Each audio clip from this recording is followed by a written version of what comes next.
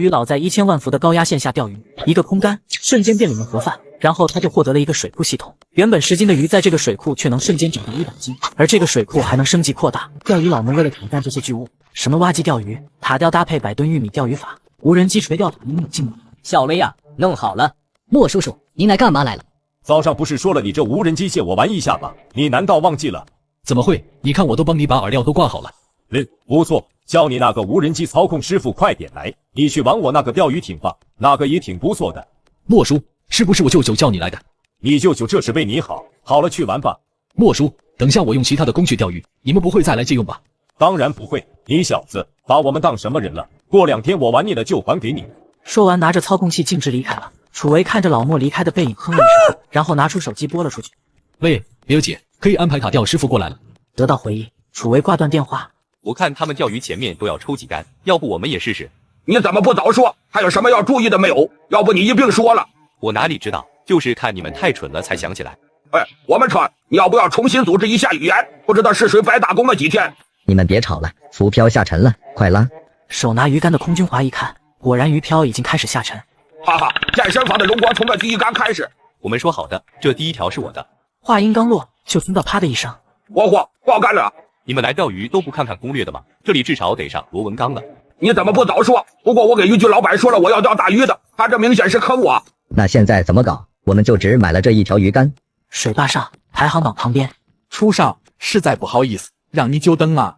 行了，别废话，拿上对讲机开始干活。楚少，昨天什么时候离开的？怎么都不叫我们？叫你们爬得起来吗？陆巡那小子呢？没有和你们一起来吗？陆少说他也想来参加这个比赛，去准备东西去了。要说陆巡，其实家里比楚维家还有钱，而且在上面还有不小的关系。又过了10几分钟，悬在水库上方的吊臂终于开始动了。我靠，这土豪终于出手了吗？不知道是谁这么有钱。今天那游艇开始动了，应该是那里面的哪位大佬吧？应该是的，不过用塔钓是不是太浪费了？一到岸边来，我先装鱼钩，等下听我指令。是，这塔钓也是楚维的。没多久，楚维弄好鱼钩，挂好饵料，就招呼塔钓把他拉到水库中间去。旺哥，你又在偷懒了？误会啊，我没有偷懒，这只是我的生活日常。大家都在忙，就你在这里躺着。我又没事做，要不你帮我找点事情？旺哥，今天舅舅就回来了，你看我不告你。沈川没有说话，只是起身来到了水库。你怎么不在昨天打窝的地方钓鱼？说不定那里鱼多一些呢。塔钓的位置没安装对，差个10几米，现在安装也来不及了。那你为什么不继续打窝？这不像你的风格啊！又埋汰我，上次要不是打到了水库的地下河，说不定全水库的人都没得钓了。谁说的？你难道不知道这里面的鱼是多少斤吗？一天要吃掉多少东西吗？100吨玉米，没多久就能吃完，就算100吨多了，你难道不知道用20吨、30吨，怎么就不知道变通呢？大毛老师教你的话是不是忘记了？用玉米换鱼肉，打窝打得多，才能换得多。对啊，你看你今天没有打窝，是不是1斤都钓不起来？你下午打的哦，明天早上来，绝对上鱼，相不相信我？哥，我相信你，下午我先打个几10吨，明天肯定就能上鱼了。我这就给我表姐打电话。去吧，加油，排行榜第1迟早是你的。说完，沈川麻溜的就闪了。小愣，天才今天什么时候到家？下午3点到县城吧，我来吃点东西就去接他。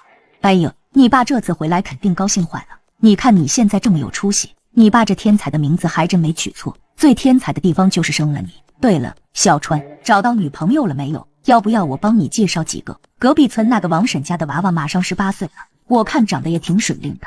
那个，我看时间不早了，我还是去厂里面随便吃点吧。你们这么忙就不打扰了。说完，沈川就开溜，不一会他就开着拖拉机行驶在山道上。其实再等几个月满18了，似乎也不是不能接受。不过现在我有钱了，买辆车合情合理。水库旁，打窝仙人又来了。刘大毛抬眼看去，只见坝上又出现了10几辆卡车，每辆卡车上全都是金灿灿的玉米。这就是传说中的打窝仙人吗？不，这特么是打窝神仙。小伟啊，你这是在干嘛？舅舅，你来了，我在打窝，这次我才运了50吨来，不会出事的。谁教你这么打窝的？有这种打窝方法吗？舅舅，你的思想得转变一下了，现在是新时代，你们那些思想已经过时了。你看我昨天打窝，钓上来那么大一条鱼。教你打窝那个刘大毛今天都还没有上鱼，你怎么就不明白呢？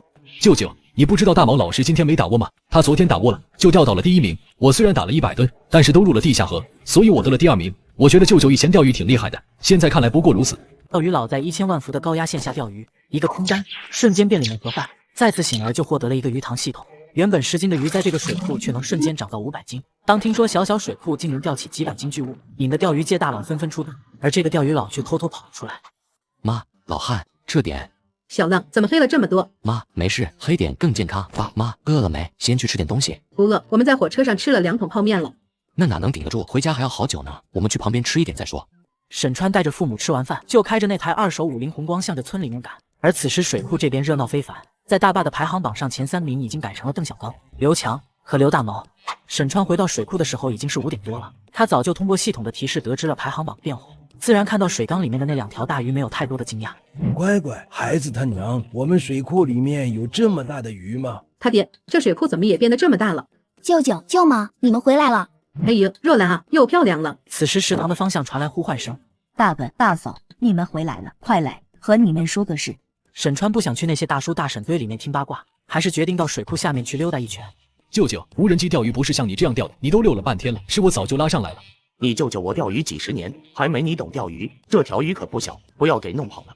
舅舅啊，我感觉你还是用传统鱼竿去钓鱼吧，新型的钓鱼方法不适合你，用机械辅助本来就需要用力量的绝对优势来一击制胜，像你这样还不如和他们一样拔河呢。在你发力的那一瞬间，脱钩的风险将达到90%以上。你要用你的歪理邪说来扰乱我的思绪，要用你明天自己用去。说完，柳中华不再理楚维。哥，你来了，我已经听你的把握打好了，你就看明天我拉起来大鱼吧。那你加油，我很看好你。沈川又看向柳中华，柳叔叔，今天煮了一条300多斤的大鱼，要去一起吃一点吗？鱼越大越柴，没兴趣。哥，我有兴趣啊，我们去吃吧。随后楚维就拉着沈川离开了。小川，我和你爸妈商量了一下，帮你做了个媒，那边已经答应，要不要见一下？明天就给你带来。不用了，二婶。什么不用了？你也老大不小了，应该找一个了，先谈一谈，又不是要你马上结婚。其实我已经有女朋友了，有机会我带回来给你们看看。沈川说完就后悔了，自己到哪里去找一个带回来啊？不过拖1天是1天吧。表姐夫，你和我表姐的事情还没有和家里说吗？有女朋友了，那你不早说？做什么工作的？漂亮不漂亮？多少岁了？有空带回来看看呗。我表姐可漂亮了。沈川捂着楚维的嘴巴就向后面拉去，感觉小浪说的这女朋友有些不靠谱，而且和那边都说好，这马上又拒绝不太好吧？没事，他二婶，你叫他过来先认识一下。他们钓鱼圈不是有一句话吗？叫广撒网，多敛鱼，择优而从之。耶，变文化人了。过了一会，宴席就开始了。小浪，我代表大家感谢你为大家谋取这么好的活路，来，大家一起和小浪干一杯。只有我沈川在第一天，一定让大家过上好日子。夜晚，水库旁。哇，这鱼好漂亮，金黄色的，这是传说中的锦鲤吧？真是太幸运了。王鹏向水库看去，他一眼就认出了这条鱼的品种。这种鱼一般叫做锦鲤，目测至少500斤以上。在众人齐心协力下，鱼已经被拖到了岸边。围观的钓鱼佬再也忍受不住，一拥而上的冲了上去。王鹏钓到10斤50倍等于500斤锦鲤一条，由于金额超过本阶段上限，不给予金钱奖励。作为补偿，获得以下奖励：一、获得一张0.01折升级打折卡；二、随机解锁下一阶段部分功能，同时获得随机技能1份；三、获得永久力量+1、敏捷+1、耐力+1；三、获得上品技能1份，可3选1。我选择随机技能1份。恭喜宿主解锁功能，天下大同。宿主获得的技能可以投放入奖池，来水库钓鱼的人只要钓起相应的斤数，就能有干帅领悟技能。恭喜宿主获得顶级技能残篇降于18钓至1钓开天门。由于王鹏触发本次升级，获得技能领悟1次。王鹏领悟初级技能阿威18式。阿威18式第1式老汉推车。什么阿威18式？阿威17式的？你不是什么东西看多了看坏脑子了？沈川急忙劈开关系，这尼玛要是被造谣了，那还得了。过了几秒，王鹏忽然拿起旁边的鱼竿，朝着黄金锦鲤走去。他忽然鱼竿一甩，鱼钩直接落入了黄金锦鲤的嘴里面，勾在了里面。老汉推车。本10斤的鱼现在却能瞬间长到100斤，只因这是一个带系统的水库，任何鱼进入这个水库体重都能随机翻倍。正因为如此，空军10年的钓鱼佬来到这个神奇水库后，居然一竿钓起了500斤，本来是实现财富自由的好事，可他转头却把到手500斤锦鲤划伤了。这人不会是傻了吧？我也觉得，毕竟这么一条鱼啊，这一辈子都不用愁了。那个老板可以帮忙把这条鱼放回水里吗？靠，是我幻听了吗？他在说什么？把这条鱼放回水里面，他不要吗？你确定要把这条鱼放回去？要知道它的价值可能是你不敢想象的高。我知道，但是如果我拥有了那么多的钱，那么我钓鱼的心就不会纯粹了。而且它是名副其实的锦鲤，它应该给更多人带来好运。对对，这条鱼是我们拉上来的，我们也应该有1份。对，我们都参加了，都应该有1份。你们凭什么替大家做决定？你们确定要来分一杯羹吗？分一杯羹也可以，但是我的这个水库将把你们拉为黑名单，永远不能在这里钓鱼，你们可要想清楚了。不在这里钓鱼就不钓，你以为你这里是真的是神龙之地呀？很好，你叫什么名字？我叫刘志鹏。怎么要报复我吗？我可不怕你。你们也确定吗？我的黑名单可不设上限。我不要了，你们去争吧。我们也不要了。这才对嘛！你们也真是傻。今天把这条鱼放回去，不就是代表你们以后有机会钓上来了吗？众人听到沈川的吐槽，没有恼怒，而是欣喜不已。老板，我后悔来得及吗？来不及了，不然我这老板以后怎么当？沈川说完，拿着鱼竿朝着地上的锦鲤轻轻一甩，一竿开天门，给我起！只见鱼竿带动着鱼线，然后直接把那条金黄锦鲤带着飞了起来，落入水中。我看到了什么？这鱼居然飞起来了！这怎么可能？这明显不科学。王鹏是吧？我很看好你，好好加油，未来钓鱼界一定有你的一席之地。说完，沈川就向着坝上走去。王鹏听到沈川的话，感觉热血沸腾。直到半夜，实在睡不着，沈川就一个人来到了水库边，把鱼竿用力一甩，鱼竿从头顶划过，一竿开，喊到一半，鱼线绷直，一股巨力让沈川的鱼竿停在了空中。沈川知道自己这是遇到大家伙了，此刻他忽然想到阿维18式的技能详情，愚公移山。沈川只感觉一股力量从身体涌出，传递到身体的每一个角落，但是没过几秒他就感觉身体一虚，那股力量瞬间消失了，鱼竿也从手中滑落，消失在了水中。因为没有了鱼竿，沈川从旁边的小坡上弄了一根小树干。愚公移山，愚公移山。清晨，天蒙蒙亮，沈川拖着疲惫的身体来到了坝上，而昨晚王鹏的事迹已经全网爆火了。老包，昨天那条黄金锦鲤的事情是真的吗？你说这个事啊，是真的，不过已经放回去了，那可是祥瑞呀。兄弟们，事情确定属实，大家开干吧。就这样一直过去了几个小时，突然沈川耳边响起系统。由于王鹏与宿主将阿威18式第一式提升至入门，解锁第2式观音洒水。沈川也是有些好奇，于是来到王鹏的旁边。这人运气不好啊，看这一个人都能拉得动，应该也就几10斤吧。其实也可以了，没多久就上鱼，图个开门红。不过他遛鱼的姿势为什么这么怪异？观音洒水，水中的鱼也被他这股力量相移动着，水底下居然出现了一个庞大的黑影，正摇摆着身躯做着挣扎。我靠，不是吧？这怎么可能？这人是开挂了吗？我总觉得他好熟悉，他不就是昨天拉起那条锦鲤的傻逼吗？就在他们吃惊的时候，场上画风突变，只见王鹏一个踉跄，身体似乎软了下来。愚公移山，一瞬间，王鹏就稳住了身形，鱼线也再一次被拉直，只是下一秒，鱼竿一松，直接落入了水中。还能走吗？我们上去聊聊。还行，老板，我可以的。当王鹏和沈川走远，众人才回过神来。有没有一种可能，是昨天他吊起来的那条锦鲤赋予了他这种力量，而那条锦鲤是龙的化身？沈川带着王鹏刚来到水坝上，迎面就遇到了刚来到水库的楚卫。造啊！你猜我哥们这次带来了什么装备？哈哈，这第一要是我们的囊中之物了。哦，什么装备？你看后面，只见一台机械上面有2个长长的机械臂，2个机械臂中间是一个巨大的网。水库只能用鱼竿钓鱼，不能用网的，难道你不知道？我这又不是渔网，我这是超网。你可没说超网只能用小的，我用大一点很合理吧？你他娘的还真是个天才。而这时刘大毛等人才姗姗来迟。老板，那机器上的网是谁的？不会是想用那个做超网吧？这就有点夸张了哦。是谁想的主意？你的半个徒弟呗，还能是谁？你们得努力了，不然一不小心被这小子偷塔了，就得不偿失了。让他放马过来就是了。过了一会，小木屋里面和沈川面对面的坐着。昨天一晚没睡，睡不着就出去练了一晚上。你练了1个晚上就突破1个小时了，为毛我1个晚上还是只有10几秒？你退赛吧。我听老板的。那比赛完以后还可以来钓鱼吗？沈川似乎意识到自己说话有些不准确，他其实是不想王鹏这么张扬，毕竟就你一个特殊的，会成为众矢之的。这段时间你就先不要在这里钓鱼了，先隐藏一下自己的特殊。我懂了，我回去闭关10几天。其实你可以去其他地方钓大鱼，练习一下技能，比如那些偏僻的有巨物的河道中。至于钓起来的鱼嘛，不要让它死了，然后卖给我。可以，不过老板，你能不能借我点钱，就当是提前支付报酬了。这个钓鱼佬费尽9牛2虎之力才钓起500斤锦鲤，可他却放着价值1000万的锦鲤，转头找到鱼塘老板借钱。我先给你转10万，然后你钓到了鱼了就给我打电话，我叫人来拖鱼。老板，10万太多了，1、2千就行了，我就加油和买点吃的。你昨天那条鱼我都不知道怎么给你回鱼，这10万就算我先给你的预付款。老板知道我为什么要把那条鱼放回去吗？就是因为如果我有了太多的钱，钓鱼就不会纯粹了，所以我并不要太多的钱，至少现在不能要。那我给你5000吧，也够用些。那个还是给我10万吧，我还有10来万信用卡没还，银行都开始打电话催收了。尼玛，说好的是金钱如粪土，怎么就被这贷款压弯了腰？最后沈川还是给王鹏赚了15万，剩下的让他买一点装备。又聊了一会，沈川拿出了自己这2天在系统囤的饵料送给了王鹏。小型鱼饵料钓小鱼，中型鱼饵料钓中鱼，大型鱼饵料钓大鱼，记住了吗？我记住了，省着点用，我就这几包了。谢谢老板，我知道了。你去吧，记得上鱼了给我打电话。老板，能不能在你这里睡一会？我实在是太困了。可以。王鹏不再言语，进里屋躺在床上就睡了，而沈川也是困得不行。与此同时的小卖部旁，你是若兰吧？我早就听说你聪明、漂亮又能干，现在看到比想象中的还漂亮呢。您是？你不认识我也正常，叫我王姨就行。我和你舅舅他们约好今天过来的。王姨啊，你好，你好，你们是给我表哥相亲的对不对？对，我们昨天说好了，我带我家小小过来认认门。来，小小叫若兰姐。若兰姐，你们先喝点水，我去叫我舅妈他们来。妈，我想小姐。哎呀，不知道他们厕所在哪里呀？你看看里面有没有吧。王小小站了起来，走到。就在这时，从外面进来2个妇女，正是沈川的二婶和老妈。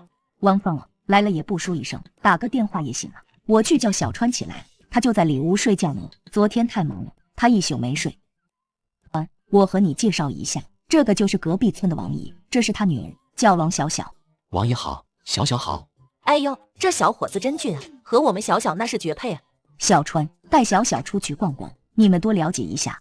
沈川早就想逃离，就带着王小小向水库下面走去，毕竟下面是要凉快一些的。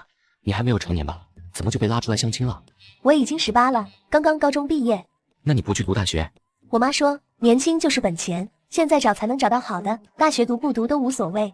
其实你也知道我们是不可能的。说清楚了，沈川觉得没有必要再逛下去了，于是带着王小小向坝上走去。你先在木屋里面坐一下吧，等吃中午饭。恭喜368号选手出位，钓起来了588斤草鱼一条，荣登排行榜第4名。他使用的工具是塔钓加钢丝。沈川走到坝边向下看去，只见在塔钓臂展的下面，一条鱼正躺在那里，周围也围了一大群人。嗨，50吨玉米终于换回了这条巨物。木屋内，小春啊，你王姨明天到我们厨房来帮忙，让小小也来你那边帮忙吧。那个妈，我和小小说清楚了，我们不合适。我知道，就是让他来帮个忙而已，暑假工而已。妈，先别找了，我自己会努力的，而且我有女朋友了。那怎么行？你一天在这里哪里能接触女孩子？难道你要等到30多岁了才找？那时候就晚了。沈川有些心烦地回到木屋，看着外面热闹的场景，更加烦躁起来。老板，不好意思，睡过头了。没事，还早，现在才2、3点。你接下来准备去哪里钓大鱼？就离老板这里100多公里的一条支流，没过来之前我就在那里钓，听说有人在那里上过100斤的巨物，是100斤的小鱼。你带我去吧，吃完我们就出发。好的，老板。等王鹏吃完饭，沈川拿了装备就准备一起离开了。不过临走的时候，他还是和家里说明了一下情况，理由就是出去找一下投资。现在水库进入正轨，需要更多的资金来开展下一步计划。很快他们就到支流旁边的酒店，并且办理了入住。川哥，我想去偏僻的地方练习一下技能，你去吗？原本坐拥全网最火鱼塘的老板，现在却放着鱼塘不管，反而带着小弟跑去支流练习起来了奇葩钓鱼大法。兄弟，今天有没有上大货？大货没有，小鱼倒有几条。你们想来钓大货？是啊，听说这里有100斤巨物，我们想来试试。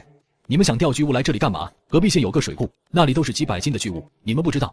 那里鱼太大了，我们就想玩100斤左右的。不过兄弟，你怎么不去那个水库钓鱼呢？虽然那里巨物多，但是老板太混蛋了，居然让那些机械进去钓鱼，搞得乌烟瘴气的。我没兴趣，当然也钓不起来，在这里玩玩就行了。我要是那老板，有这么好的资源，绝对让那里成为所有钓鱼佬的朝圣之地。现在搞的，不说也罢。怎么个说法？现在钓鱼圈对那里很反感吗？反感倒不至于，我们圈子里很多想去的，但是又觉得隔音。兄弟，你感兴趣去看看就知道了。沈川又和他聊了几句就离开了。外面对我那个水库意见比较大吗？其实也还好，可能是他们比较酸吧。川哥不用在意。钓鱼，今天给这些钓鱼佬一点震撼。川哥，是时候展示真正的技术了。调了一下浮漂，沈川挂了一点饵料就直接扔了下去。过了一会儿，突然水面浪花翻滚，沈川直接抽竿，鱼竿被迅速拉起，一下子就弯成了弓。鱼跟鱼身，我靠，兄弟，你们这是走了什么狗屎运？就这么过去半个小时，突然沈川一惊，一下子没稳住，直接泄了气。兄弟中大奖了！王鹏，快帮忙切线！王鹏也是意识到了问题，立刻上前去把线上一条鱼翻了过去，直接消失不见了。没一会，王鹏也钓起了一条巨鱼。快，入户，保持活力，还要运回去呢。王鹏也是反应了过来，马上拿出加大号的鱼库，然后和沈川一起把鱼放了进去。要不以后你跟着我混吧，帮你以后吃香的喝辣的。川哥，只要你以后能再多教我几招就行。放心，我还有一招一竿开天的钓法，不过现在的你太弱小，等你把现在的技能完全掌握再说。谢谢川哥，我一定会努力的。沈川立马沈必生打了一个电话，让他去找一辆能拖鱼的车，马上开过来。沈川怀着期待的心情招呼王鹏继续钓鱼。兄弟，有口吗？我们也刚来，不过运气好钓了一条小卡拉米。这水域可是有大货的，上个月有一个兄弟钓上来一条50-60斤的，可把大家羡慕坏了。那是挺让人羡慕的。哎，来了，兄弟，你这位置可以啊。沈川立刻把鱼竿拉了起来，鱼竿也立刻被拉成了弓形。愚公移山，观音洒水。旁边的钓鱼佬还从来没有看过像这样边大海一边跳舞钓鱼的。独龙越海，前天一指，中一击，一阳指。沈川用力一拉，只见这条鱼约50来斤的鱼一下子就被拉上岸。你就这样，然后这样，最后这样，它就被钓上来了。不然呢？小鱼而已，又不是什么巨物。这还不叫巨物，至少50-60斤了吧？兄弟可曾听说过石泉水库？在那里这种鱼就是叫小鱼而已。与此同时，另一边的水库排行榜下，早就听前面来的人说这里的鱼几百斤，没想到是这么大。鱼之大，一国炖不下吗？没有看见陆川的楚维便来到前台询问。我哥今天还没回来。老板出去谈投资去了，应该还要2天吧？你说什么？我哥要找投资，那还出去谈什么？我来啊，要多少不是他一句话的事情吗？就算我不够，不是还有我表姐吗？很快楚维就把这件事和他表姐说了，可是柳木青压根没兴趣，楚维便去找到了柳中华。舅舅，你觉得这个水库怎么样？挺好，大鱼挺多。听说老板要找投资，你有没有兴趣？小伟了，你是知道的，舅舅这2年的生活费都用来钓鱼了，哪里还有钱投资啊？一边玩去吧。而此刻的陆川正看着鱼户中的鱼发愁，他们带的鱼户已经快装满了，下面已经有整整10条40到70多斤的巨物，而他们的周边已经站满了钓鱼佬。兄弟，你们这一身本事哪里学的？能不能告诉我一下？我也想学。你们有没有听说过石泉水库？你是说隔壁县的那个巨物水库？那你们可曾听闻过那500斤的锦鲤？其实我们兄弟就是钓上了那条500斤锦鲤的幸运儿，然后我们就学会了这种力量。哇，那岂不是说500斤的锦鲤真的祥瑞，里面的大鱼可以给钓鱼佬传导？这位兄弟，你既然是获得传承的幸运儿，你觉得那沈家是不是个东西？沈家那是先不谈，不过从我们的传承信息中得知，只要再次把那条金黄锦鲤钓起来，就能获得传承。你说的是真的？自然是真的，我们骗你又没有好处。看，兄弟们还在这里钓什么？去石泉水库啊！只是几分钟的功夫，这些钓鱼佬都跑得一干二净。川哥，真的再次钓起那条金黄锦鲤就能获得和我一样的技能吗？真真假假，假假真真，其实并不重要，重要的是他们去我的水库钓鱼了。王鹏秒懂，老板还是一如既往的精明啊。过了几个小时，沈必生打来电话：“喂，必生哥，对我们在前面一点，看到了没有？这里……”很快，在几人的搬运下，就全部将鱼弄上了车。他们也没有任务他，立马启程返回了水。回到水库，沈川就看见排行榜第1名位置发生改变，柳中华负680斤连用塔钓加钢索，变化还真是快。哎，兄弟，你也来了。沈川一看，这不正是上午在河边的那一群钓鱼佬中的一个吗？兄弟，钓的怎么样了？钓到一个，现在还在溜达。不过兄弟，我问了旁边的人，他们怎么都不知道锦鲤传承的事情。嘿嘿，秘密之所以是秘密，就是因为知道的人很少。如果都知道了，那还能叫秘密吗？这件事情你们知道就行了，不要再告诉其他人了。而就在此时，一个肌肉男正好向这边走来。老板，今天怎么没有看到你？难道和昨天那个美女去约会去了？啊，你是老板？嘘，那件事情我只告诉有缘人，不要到处乱说。随后沈川就溜到了李培光身边。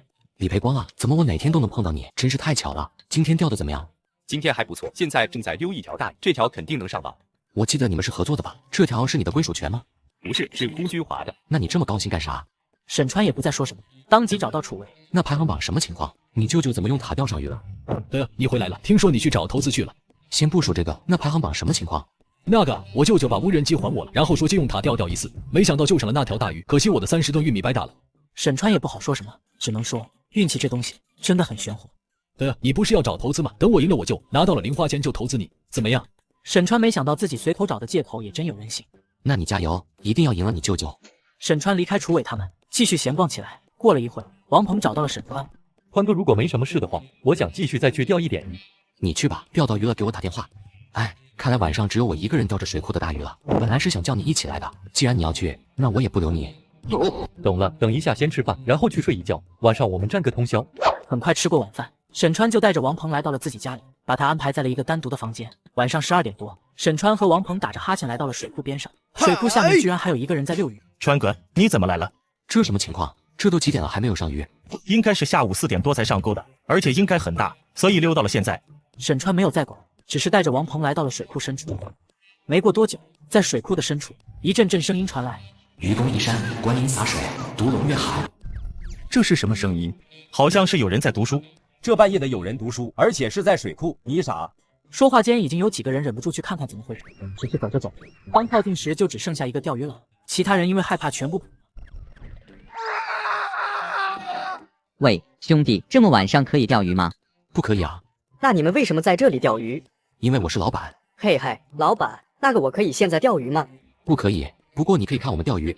突然，水库另一边传来了一声大喊：“我看620斤，兄弟，第2名了！走走走，吃宵夜去，今天我全包了。”而此时，王鹏手头一紧，鱼竿拉着王鹏向水里面游。愚公移山，观音洒水，毒龙跃海，前天一指，中一鱼，一阳指，电光毒龙转，终极西域大化。当王鹏把所有技能都用出来的时候，沈川就知道不对劲了。只见王鹏快速的向后退后几步，然后把鱼竿向上一拉，水库中火花四溅，鱼直接被拉到了岸边。沈川见此情景，也跑过去帮忙。刚到起鱼的沈川直接被拍到了2下，只感觉一阵火辣辣的疼。川哥，没事吧？川哥，你后面都被拍红了，不过看样子问题不大，过几天就好了。小庞，叫上面那2个兄弟过来把鱼抬上去，我明天炖了它补血。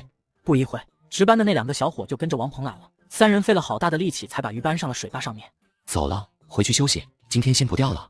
川哥，其实我不困，白天已经睡了那么久了。不困也不行啊，你看看我这后背，你要是一个人的时候被了2下，哪个来救你？回到家后，沈川很快就睡着了，王鹏睡不着，当即跑到路灯下开始了练习。小川起来了，你昨天背上受伤了，好一点了没有？没事，妈，过2天就好了。而此刻水库排行榜前围满了很多人。靠，昨天晚上又有人冲榜了，这第2名都620斤了。我听说昨天晚上水库里面闹。沈川一直在自家的接烟坎上面的凉席上面趴着，忽然一个声音在沈川耳边响起：“你啊，是穿水库怎么走？”沈川回头一看，眼前是几个老外，为首的一个头发花白，皮肤古铜色，年纪应该有40-50岁了，身高1.8米几。你们到这里了，不知道石泉水库怎么走？我这水库都这么出名了吗？老外都来了。我们这边的车跑太快了，没有跟上。从这里往上走，或者你们开车再来的路上那个岔路口走另外一条路。What？ 哎，算了，我带你们去吧。这是你朋友，是我介绍一下，我叫杰里米瓦德。你叫什么？是杰里米瓦德，生物学家兼极限钓鱼迷，水生生物侦探，出色的垂钓者。我已经在世界各地垂钓几10年，我一生都在追踪淡水中的巨怪。你叫杰里米瓦德，就是那个生物学家加极限钓鱼迷。是的，朋友叫你什么名字？你叫我沈川就行。你们跟我走吧，我带你们去。我们走着去吧，这里很漂亮，你不介意我们拍摄吧？当然可以，这里的一切你都可以随便拍。毕竟沈川明白这是要火出国际的节奏，他自然不会拒绝。何况这个人还是无数钓鱼佬心中的神。沈川，你的背上好像受伤了。杰里米注意到了沈川的不自然，因为沈川走路的时候有些勾着腰。昨天晚上钓鱼的时候被鱼尾给拍的。我曾经也被鱼拍过，那滋味确实不好受。你可以和我们说说这水库的事情吗？我们很感兴趣。当然，这里有一个美丽的神话传说，曾经这世上有一条神龙，他爱上了一个沈家的女孩。沈川把网上最离谱的那个故事说了出来，本以为杰里米会觉得很狗血，没想到他听得津津有味。所以说这水里面的巨物是神龙的馈赠，而那可恶的沈家人利用神龙来谋取利益。是的，杰里米，这里的巨物都是神龙的馈赠，他用自己的神力把这些鱼变大，来寻找有缘人。沈川，这个故事太迷人了，沈家应该受到惩罚。杰里米，沈川的沈，好像就是沈家的沈。杰里米有些懵逼，而他们也已经到了坝上。欢迎来到中国，欢迎来到石泉水库。上帝，他们真的存在，这是神龙的馈赠，也感谢你沈川。老板，你来了。你们昨天那条鱼上来了没有？多久斤？没有，脱钩了。脱钩了，你还那么高兴？老板昨天不是说了吗？那条鱼又不是我的属名权，我为什么不开心？等李培光走了，杰里米惊讶看向沈川：“你是这里的老板？”“当然，这里就是我的。”“所以你就是故事中那个可恶的沈家人？”“其实我这里还有好几个版本的故事，你要不要听听？”“那算了，我觉得这个故事挺完美的。”杰里米来到排行榜前，使用了一下翻译软件，他看到了上面的内容，不过他被最后面那个塔钓加钢索弄得有些疑惑。为什么后面写着塔钓加钢索？在这里钓鱼没有太多的规矩，只要你能钓上来都可以。老板，请允许我加入这场比赛，我希望在这上面留下自己的名字。当然可以。就在此时，一个声音又传遍了整个水库。最新播报：一个钓鱼佬疑似钓上了10件巨物，他正在水面上打水漂。不用再多说了，我要去钓鱼了。祝你好运。最新播报：昨天晚上水库老板被条将近300斤的鱼搓背。若兰姐，我这么说，沈川哥会不会来扒我的皮啊？放心，不会。你沈川哥的性格我最了解了，他要找你麻烦，你就说是我叫你说的。沈川虽然无语，可也没有过多计较。这时有个钓鱼佬看到了沈川，快走几步过来。老板，听说你昨天被鱼啪啪了。你不是不想体验一下水库黑名单1日游？话音落下，钓鱼佬风一般的离开了。与此同时，水库旁边，你猜我看到了是杰里米？我的啥？你确定？此刻的杰里米正在安心钓鱼。这时，他的助理走了过来，说道：“杰里米，刚才在那边有一台挖机被拉下水了。”不，这不可能，挖机都是以吨计算的。如果有那种怪物，这个水库可长不出来。不过那钢丝被拉断了是事实，我都看见了。走，带路，我们去看看。摄影师注意拍好细节，这个素材应该不错。不一会，杰里米一行人也来到了刚拉上来这台挖机面前。实在是不可思议，挖机应该是下面不稳滑下去的。看这钢丝的确是被硬生生的拉断的，所以这里面肯定有一条超出想象的怪物，或许就是开始我们在水坝上看到的那一条。我们的目标就是把它钓上来，同时把这比赛的奖金拿了。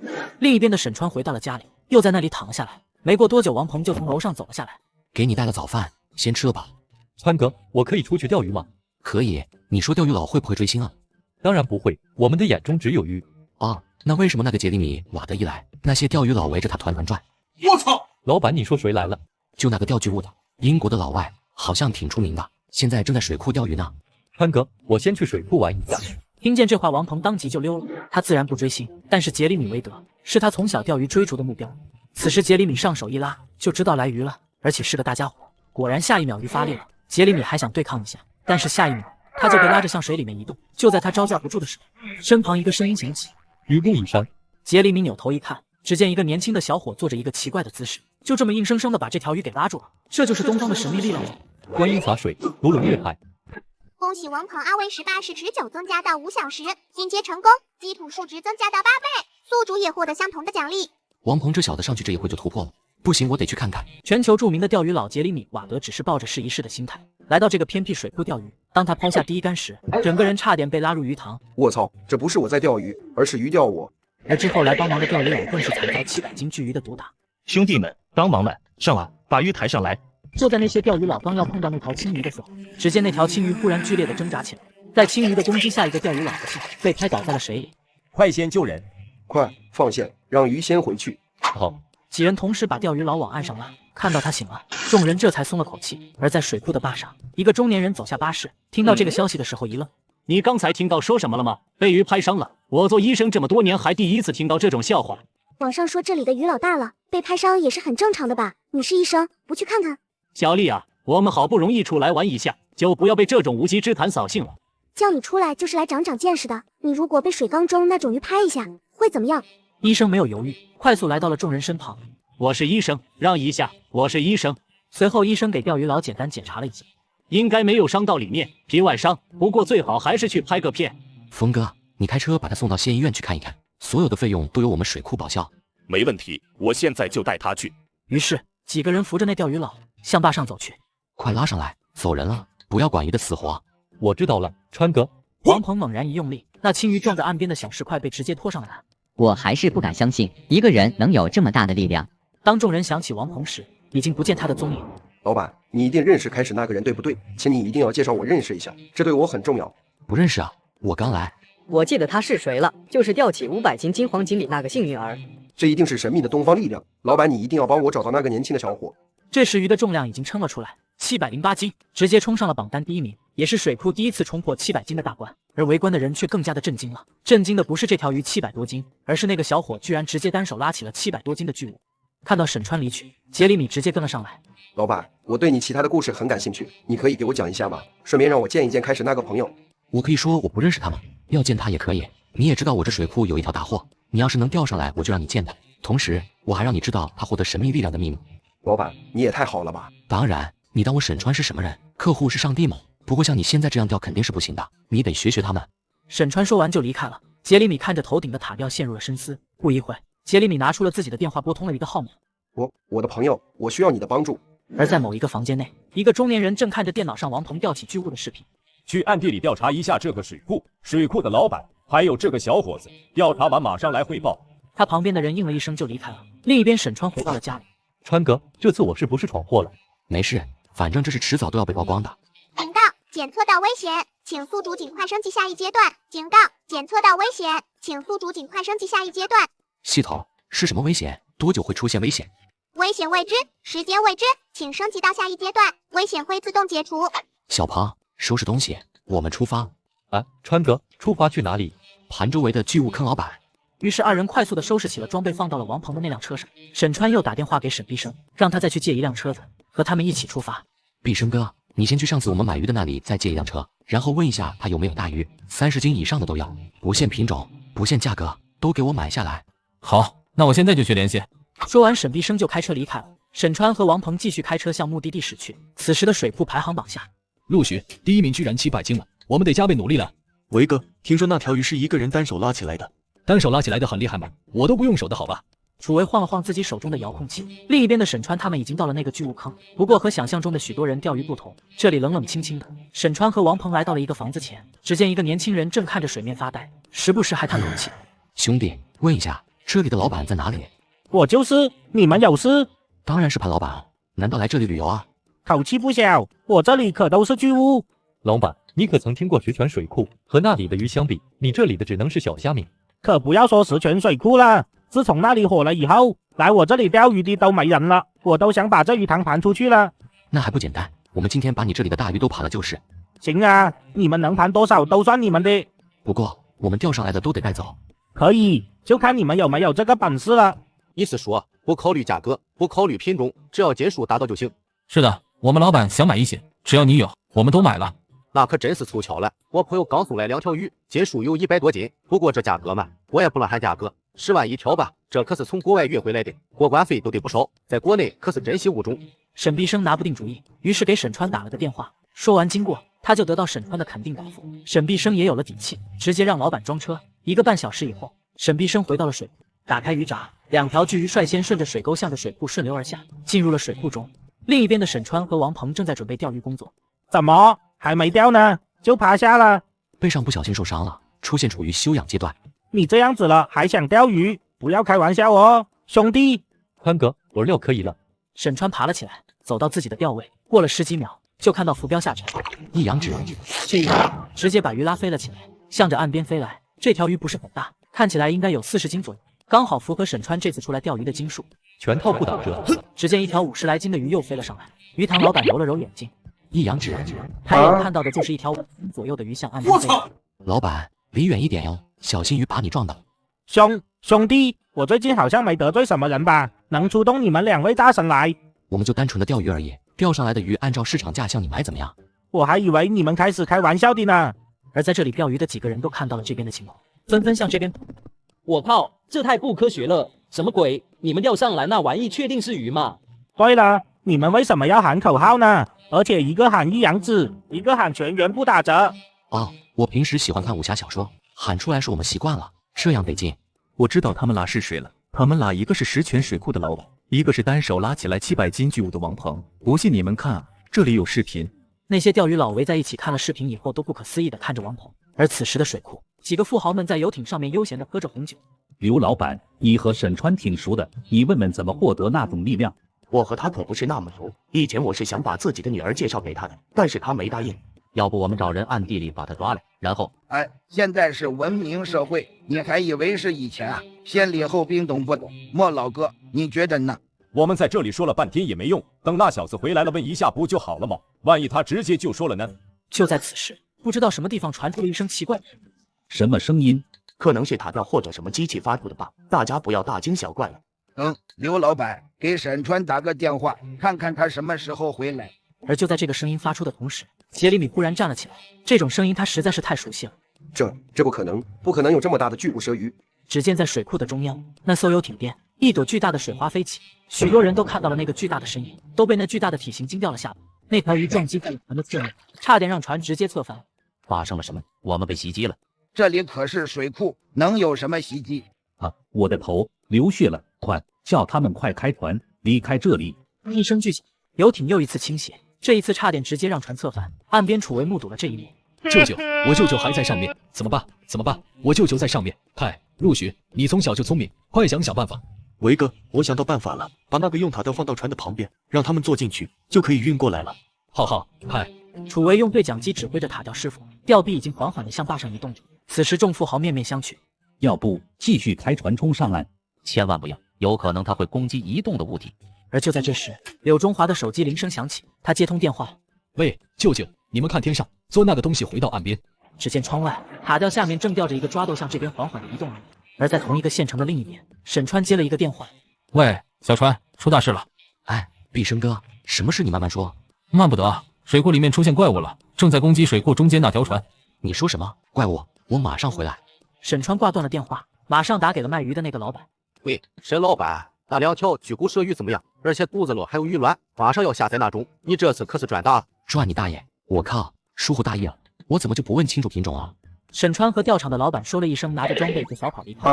以为老板只是和往常一样的银行殊不知其中的2条鱼竟然是大名鼎鼎的深水巨怪巨骨蛇鱼，在水库中有了系统加持，体型更是达到了而它轻轻一个摆尾就差点。那条鱼看着好长，一尾巴差点把那么大个船掀翻了，实在是太恐怖了。不知道那鱼会不会吃人啊？如果吃人，那我们在这里会不会危险？吃人肯定是不吃的，但是这水库的其他鱼可能要灭绝了。此时天空中的塔吊已经把那个抓斗放到了小游艇的上方，几个富豪和工作人员正准备要跳下来，就见一条巨鱼飞出了水面，直接把一条3米多的巨物直接吞下，随后消失。不对，这体型不对。开始那条最多只有7、8米，现在这条至少10米以上。这水库里面有2条巨骨蛇鱼。岸边的楚维看见游艇上的众人瑟瑟发抖，很是着急。派陆巡，快帮我想办法！我知道你最聪明了，快把抓斗全部放入水里，让他们游进去。下一秒，抓斗几个富豪也不敢再犹豫，等抓斗灌满水，众人就跳了进去。随后抓斗慢慢离开。水库周边看戏的人看到这一幕都松了一口气。出水了，那抓斗这么厚，那鱼不可能奈何了吧？实在是太惊险了，这下他们终于得救了，这堪比史诗级的灾难大片了。此时，就在所有人都以为安全了的时候，那条巨骨蛇鱼又冲出了水面。下一秒，它的头部已经越过了抓斗的上方，整个身体直接横在了抓斗上。于是，这条巨骨蛇鱼就这样卡在了上面。巨骨蛇鱼剧烈挣扎，最后又落入水。紧接着，抓斗也顺利来到岸边，将众人导了出来。维哥，有叔叔在这里。此时的柳中华闭着眼睛，神情有些萎靡。楚维把柳中华放倒，他想给柳中华做人工呼吸。臭小子，你想干嘛？舅舅，你醒了。我特么的就没有昏迷。那你为什么闭上眼睛？我想静静不行啊。静静是谁？舅妈知道吗？而在旁边，其他人正在给那些昏迷的富豪救助，需要去医院救助的也被陆陆续续的抬上了一辆大巴。维哥，你确定不去照顾你舅舅吗？我不能去，我要帮我舅舅报仇。楚维又看向了排行榜旁边水缸里面那条拍伤沈川的翘嘴。我借我哥这条鱼用一下，我想他不会怪我吧？不是，哥们，你来真的。既然你意已决，那我们兄弟就把他干上来。而此时，在一个不知名的办公室呢，关于沈川的一份详细到令人发指的资料出现在一个中年人的手上，而且王鹏的也有。你怎么看？我觉得事情十分蹊跷。那个水库里面的鱼已经突破了生物的生长极限，而且那个水库我也去了解过，以前因为地下河的原因废弃了，现在却在短短的时间累积了这么多的水，这也明显不正常。那这个水库老板和叫王鹏的这个小伙，他们拥有的力量呢？不知道，可能与这个水库有关。有趣的是，关于这个水库还有很多个版本的传说在流传。什么传说？一个神话传说，在您手上文件的最下面。这东西你也信？要是真有这东西，那我们就该再成立一个特殊部门了。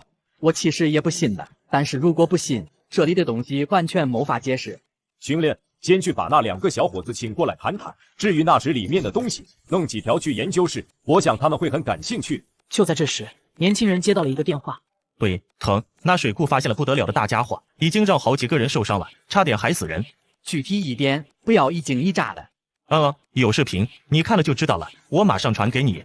挂断电话，很快一个视频传了过来，视频正是那几个富豪被攻击的视频。去把那水库封锁起来，把那水库老板带来，立刻把那2条鱼想办法捕捞了，实在没办法就杀了吧。明天我叫研究团队过去，可不要弄出事情来。局长，你放心，保证完成任务。另一边，沈川终于回到了水库这里了解了事情经过，随后他走进小木屋，就看见大家都在这里。川娃子，那水里的怪物是怎么回事啊？我看那几个人伤的都挺严重的，你不会有什么事吧？没事啊，那些人养养就好了，最多赔一点钱。听说那几个人都是富豪啊，赔钱有用吗？他们不会报复我们吧？现在是法治社会，你怕什么？就是强龙不压地头蛇，他们只要敢来，就别想出去。一瞬间，整个屋子里面闹哄哄了起来。随后，沈川找到杨若兰，问起了那几个富豪的伤势。之后，从杨若兰的讲述中也大概了解了他们的受伤情况。我知道了，我先打电话和他们沟通一下。喂，柳叔，你们怎么样了？哟，大忙人，终于知道给我们打电话了。瞧您说的，我这不是刚知道吗？情况可能你也大概了解了，我也不和你废话了。那几个老哥可对这事情记恨上了。您看和他们沟通一下，这次的医药费我全包，而且额外给500万作为精神补偿，怎么样？小子这么有钱，不过你看我们哪个像缺你那几百万的主，也不和你绕关子了。我们想要你和那小伙子的那种力量，我们知道你有办法，怎么样？只要事成，这件事就这样了。而且我们还是你最好的朋友。柳叔，不是我不答应你，这个名额是有限的，而且也要讲天赋。你说答应不答应就是了。好吧，不过能不能学到我可不敢保证。学不到那是命，只要你答应就行。柳叔，还得你们给县里面打个招呼，毕竟这事可能会惊动某些地方，我一个小良民怕没那个能量。放心吧，会给你安排好的。沈川刚挂断电话，就看到水库的转拐处2辆警车行驶过来。这个鱼塘老板只是刚回到自己的鱼塘，就直接被警察叔叔上门带走。而经常钓鱼的富豪一句话更是让他瞬间懵逼，说他这是得罪了不起的大人物。鱼塘老板无语，难不成开鱼塘也不行了？你们好，请问来这里有什么事吗？你是这里的负责人？是的，我是这里的老板。你叫沈川？对，我叫沈川。那行，跟我们走一趟吧。说完，那叔叔直接让开了身位，示意沈川上车。那个叔叔，我和那几个伤员已经私下协商好了，不信你和你们局长打个电话。这是我们局长亲自下的命令，不用再确定了。那我可以先打一个电话吗？先上车，你到车上可以慢慢打。小川，怎么回事？没事，叔叔说叫我去县里一趟，我打个电话就好了。沈川接通了电话，想问一下他们是不是还没有打招呼。沈成，你是不是得罪了什么大人物？柳叔叔，怎么了？我打过去，那边说叫我不要问，打听都不要打听。沈川知道，如果是那上面的命令，那么真的没有回旋的余地。他只是把希望放在了那最后的1分钟，能让系统甄别。沈川，你想抗过吗？沈川2步走到楚维跟前，然后将手快速的往楚维衣服里面塞去。一定要吊起来，我的命就靠你了。楚维一愣，摸了摸衣服，鼓鼓的东西有些奇怪。他偷偷的瞄了一眼，立刻心中一阵亢奋。看来我哥这次真的有危险。沈川说完就向警车走去，直到车子消失在转角处，大家才开始议论起来。老板这次犯了什么事？要直接抓回去？不知道啊，难道是那几个富豪动用了力量？我想也是，不然不可能啊。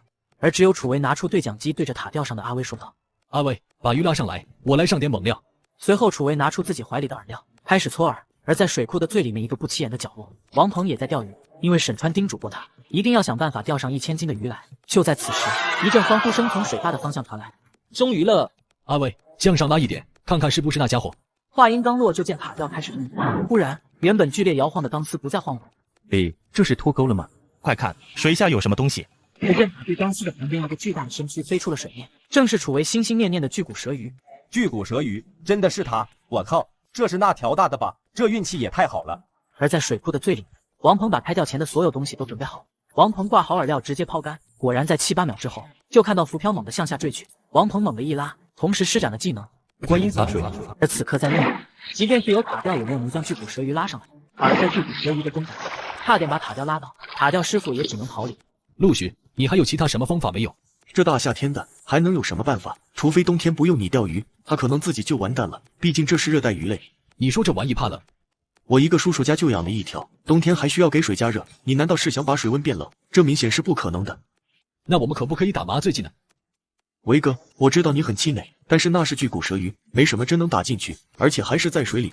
楚维看着水库下面那钢丝还在水里不停地晃荡，他还是有些不甘心。塔吊师傅已经下到了地上，只见他朝着水库里面跑去。他去那里面干什么？你们看，那里面有一个人在钓鱼，他好像还在溜鱼，那姿势怎么那么熟悉呢？走，去看看。而王鹏此刻正在变换着奇怪的姿势，众人来到王鹏不远处，都没有打扰他。于是水库又出现了一个怪异的现象，好几百人在水库边上看着一个男人在那里扭来扭去。过了一会儿，一条鱼的巨大头颅一露出了水面，但是当这条鱼的头颅被拉起来的时候，大家还是被震惊了，毕竟这是巨骨蛇鱼。这一口不得吃一个大胖子，这看着得1000斤以上了吧？王鹏好像又变厉害了，这么重都能拉起来，这种神秘的力量好让人向往。要不要一起去钓鱼？那巨骨蛇鱼怕什么？又不一定钓到，就算钓到了，最多扔一套鱼竿。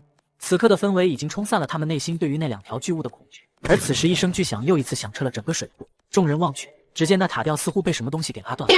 呵，还真被拉断了。巨骨蛇鱼反杀成功。不要管其他的，钓鱼走起。对，没有什么事情能够阻挡我们钓鱼了。各位兄弟们，先等一等，我有一个想法，一个疯狂的想法，需要大家齐心协力才能实现。不知道各位兄弟有没有兴趣？大家看那里。楚维指向了那条另一头还在巨骨蛇鱼嘴里的钢丝。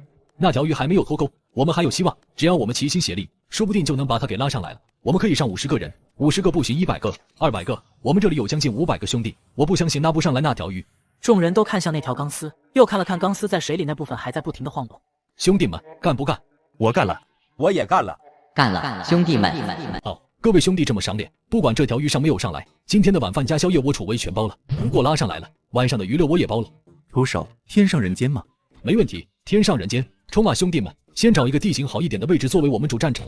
不用去找了，我经常钓鱼，那里位置特别宽，虽然有点斜，而且斜坡上面还有一个特别大的树，我们可以把钢丝绑在那上面。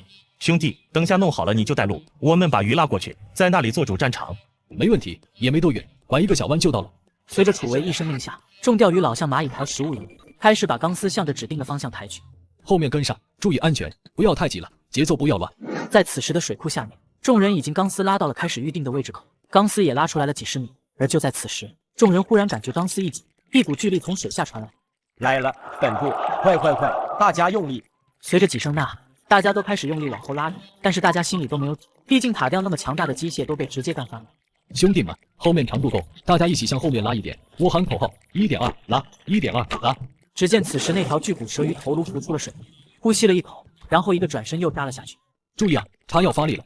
话还没说完，就看到那钢丝猛地蹦直，在水下的那些钢丝直接蹦出了水面。哦，扛不住啊，力量太大了。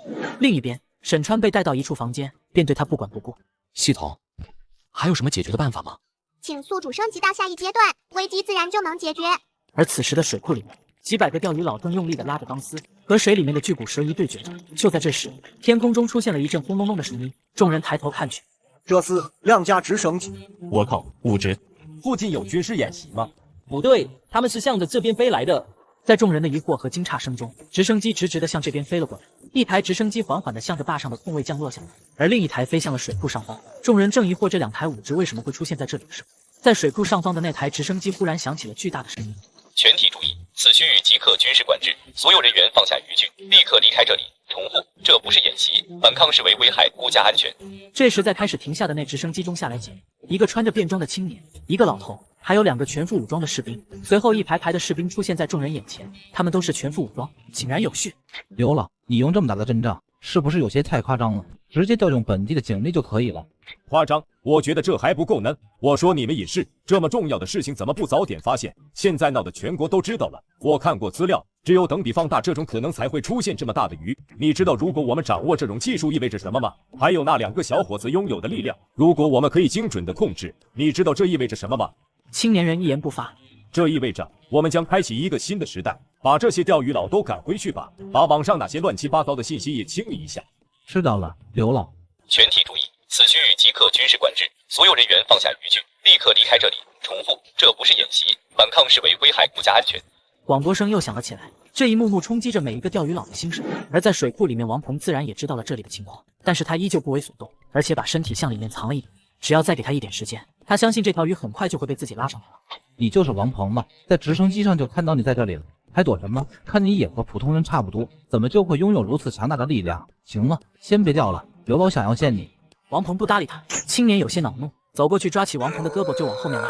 只是王鹏纹丝不动。就在他惊讶的时候，王鹏忽然动了，只见他单手拉杆，用力的往后一拉，水里面忽然泛起一阵涟漪，那条鱼又被拉出了水面。当他看清楚水面的那条鱼的时候，也是倒吸了一口冷气。这尼玛，这么大的鱼，他一个人拉的？王鹏，这里已经被划为禁区了，这里的鱼都是国家的，谁允许你钓了？王鹏依旧不言语，甚至眼神都没有看他一下。青年已经十分恼怒，对着后面的2个士兵示意了一下，2人快速的上前，想要擒拿王鹏。2个士兵抓住了王鹏的胳膊，准备用擒拿的方式把他按倒在地。然而他们惊讶的发现，他们2个人都无法撼动王鹏分毫。别拉他了，把那鱼线给我剪断了，我看他怎么钓鱼。一个士兵立即拿出军刀，向着王鹏前面的鱼线而去。刀落，线断，王鹏一个踉跄摔倒在了地上。不过他看向水面的时候，却面露惊喜。只见那条鱼朝着岸边划来，直到身体都冲到了岸上才停了下来。川哥，我不负所望，终于做到了。而在县城的小院里面，沈川终于听到了系统的提示音。恭喜王鹏钓起68斤23倍1564斤，连用1条。恭喜宿主达到系统开启前置条件。恭喜宿主正式激活本系统。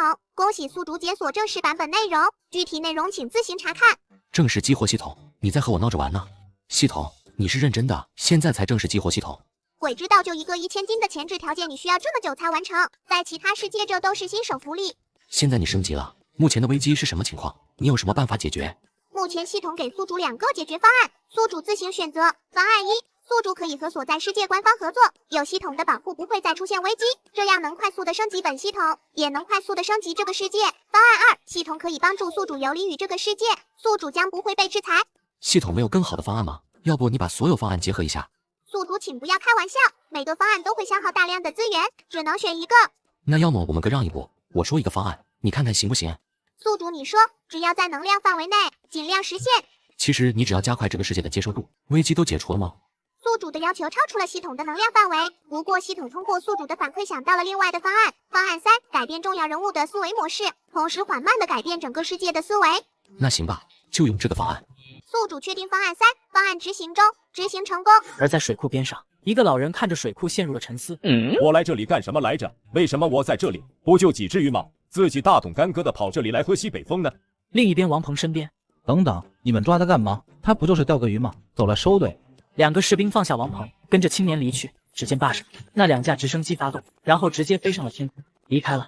沈川还在研究系统后续的变化，就听到有人在叫他：“沈川，你可以走了。”沈川知道这可能是系统的方案奏效了，离开警局后，他就买着东西前往了医院看望那些富豪。不一会，沈川找到了柳中华的病房。柳叔叔，实在是对不起，让你们受到如此惊吓。来坐，我很好奇，你到底是怎么出来的？按常理来说，这种情况你不可能这么快出来才对。他们搞错了而已，其他的人呢？那3个严重的去大医院了，其他2个在旁边。还是那句话，只要你能让我们获得那种力量，什么都可以不计较。没问题，那你转告他们一下，等他们伤好了，随时都可以来。他来这里本来就只是看一看他们，表示自己来过就是了。那我去隔壁看看。柳叔叔，你好好养伤。沈川又去和旁边的富豪寒暄了2句就离开了。来到医院门口，沈川正准备打车离开，又有人叫住了他。哥，你怎么在这里？你没事了吧？你去看你舅舅。是啊，我还想去让舅舅问问你怎么样了呢。现在看来没必要了。哥，走，今天钓鱼老大聚会，我们再商量明天怎么把那2条巨骨舌鱼拉上来。可以啊，走吧。太好了，如果他们知道你去的话，一定会很高兴的。于是楚维拉着沈川就来到停车场，坐上自己的车就离开了。你都到医院门口了，怎么不去看看你舅舅？哎，看他那样也就擦伤而已。我在水库已经看过了，要不是为了问一下你的情况，我也不会去的。不一会，他们便来到了聚餐的地方。兄弟们，看看谁来了！我靠，这不是老板吗？老板这么快就出来了，老板来喝一杯。今天有些事情对不起大家，不过已经解决了，我们的比赛还是会继续下去的。老板爽快，冲老板这劲，我赔1瓶。沈川本来是想着意思一下，但是看着大家都开始喝了，他也只能硬着头皮往嘴里灌。之后沈川也了解到水库都发生了什么事，因为喝醉，次日一早沈川才返回水库。老板早啊，老板好酒量啊，昨天喝这么多还能起来。你们这几个还敢钓鱼，就不怕被那条巨物拉下水一口吃掉？怕什么？最多鱼竿不要了，下水是不可能的。沈川走到木屋边，拿出2维码。以后钓费固定了，分2种，1000一天和1万一天。老板，1000不可以把鱼拉走了，回鱼不一样了，都和以前一样。至于为什么分1000和1万，只有你们自己体会了。既然都一样，傻子才选1万呢。我选1万，当然得支持一下哥。你今天怎么钓？等那些人到齐吗？我昨天联系了一辆机器，现在应该在路上了。好吧，你有钱，你豪横。过一会，村里的人陆陆续续的到水库上来，一眼就看见了沈川。川哥，你让大家担心死了。担心什么？我昨天不是说了没事吗？你们瞎操心。姐，昨天军队都来了，你说没事，信你个鬼。好了，开工了，等下你直播的时候不要乱说这些事情就是了。知道了。沈川把今天的价格写在了黑板上，好让钓鱼佬一来交钱就能看见。除了楚维和杰里米，其他钓鱼佬的基本都是交的1000块，并且这一次杰里米带来装备来，楚维和沈川目睹了他的装备。哟呵，有点东西，只不过比我差点。你准备了啥东西？也就是重型工程车加上轿车，简简单单能拉起10吨的东西，而且底盘稳固，不会像塔吊一样倒塌。兄弟们，这台机器是我们坚实的后盾，在我们没有倒下之前，这台机器是不会用力的。好，就是干！我开始燃起来了。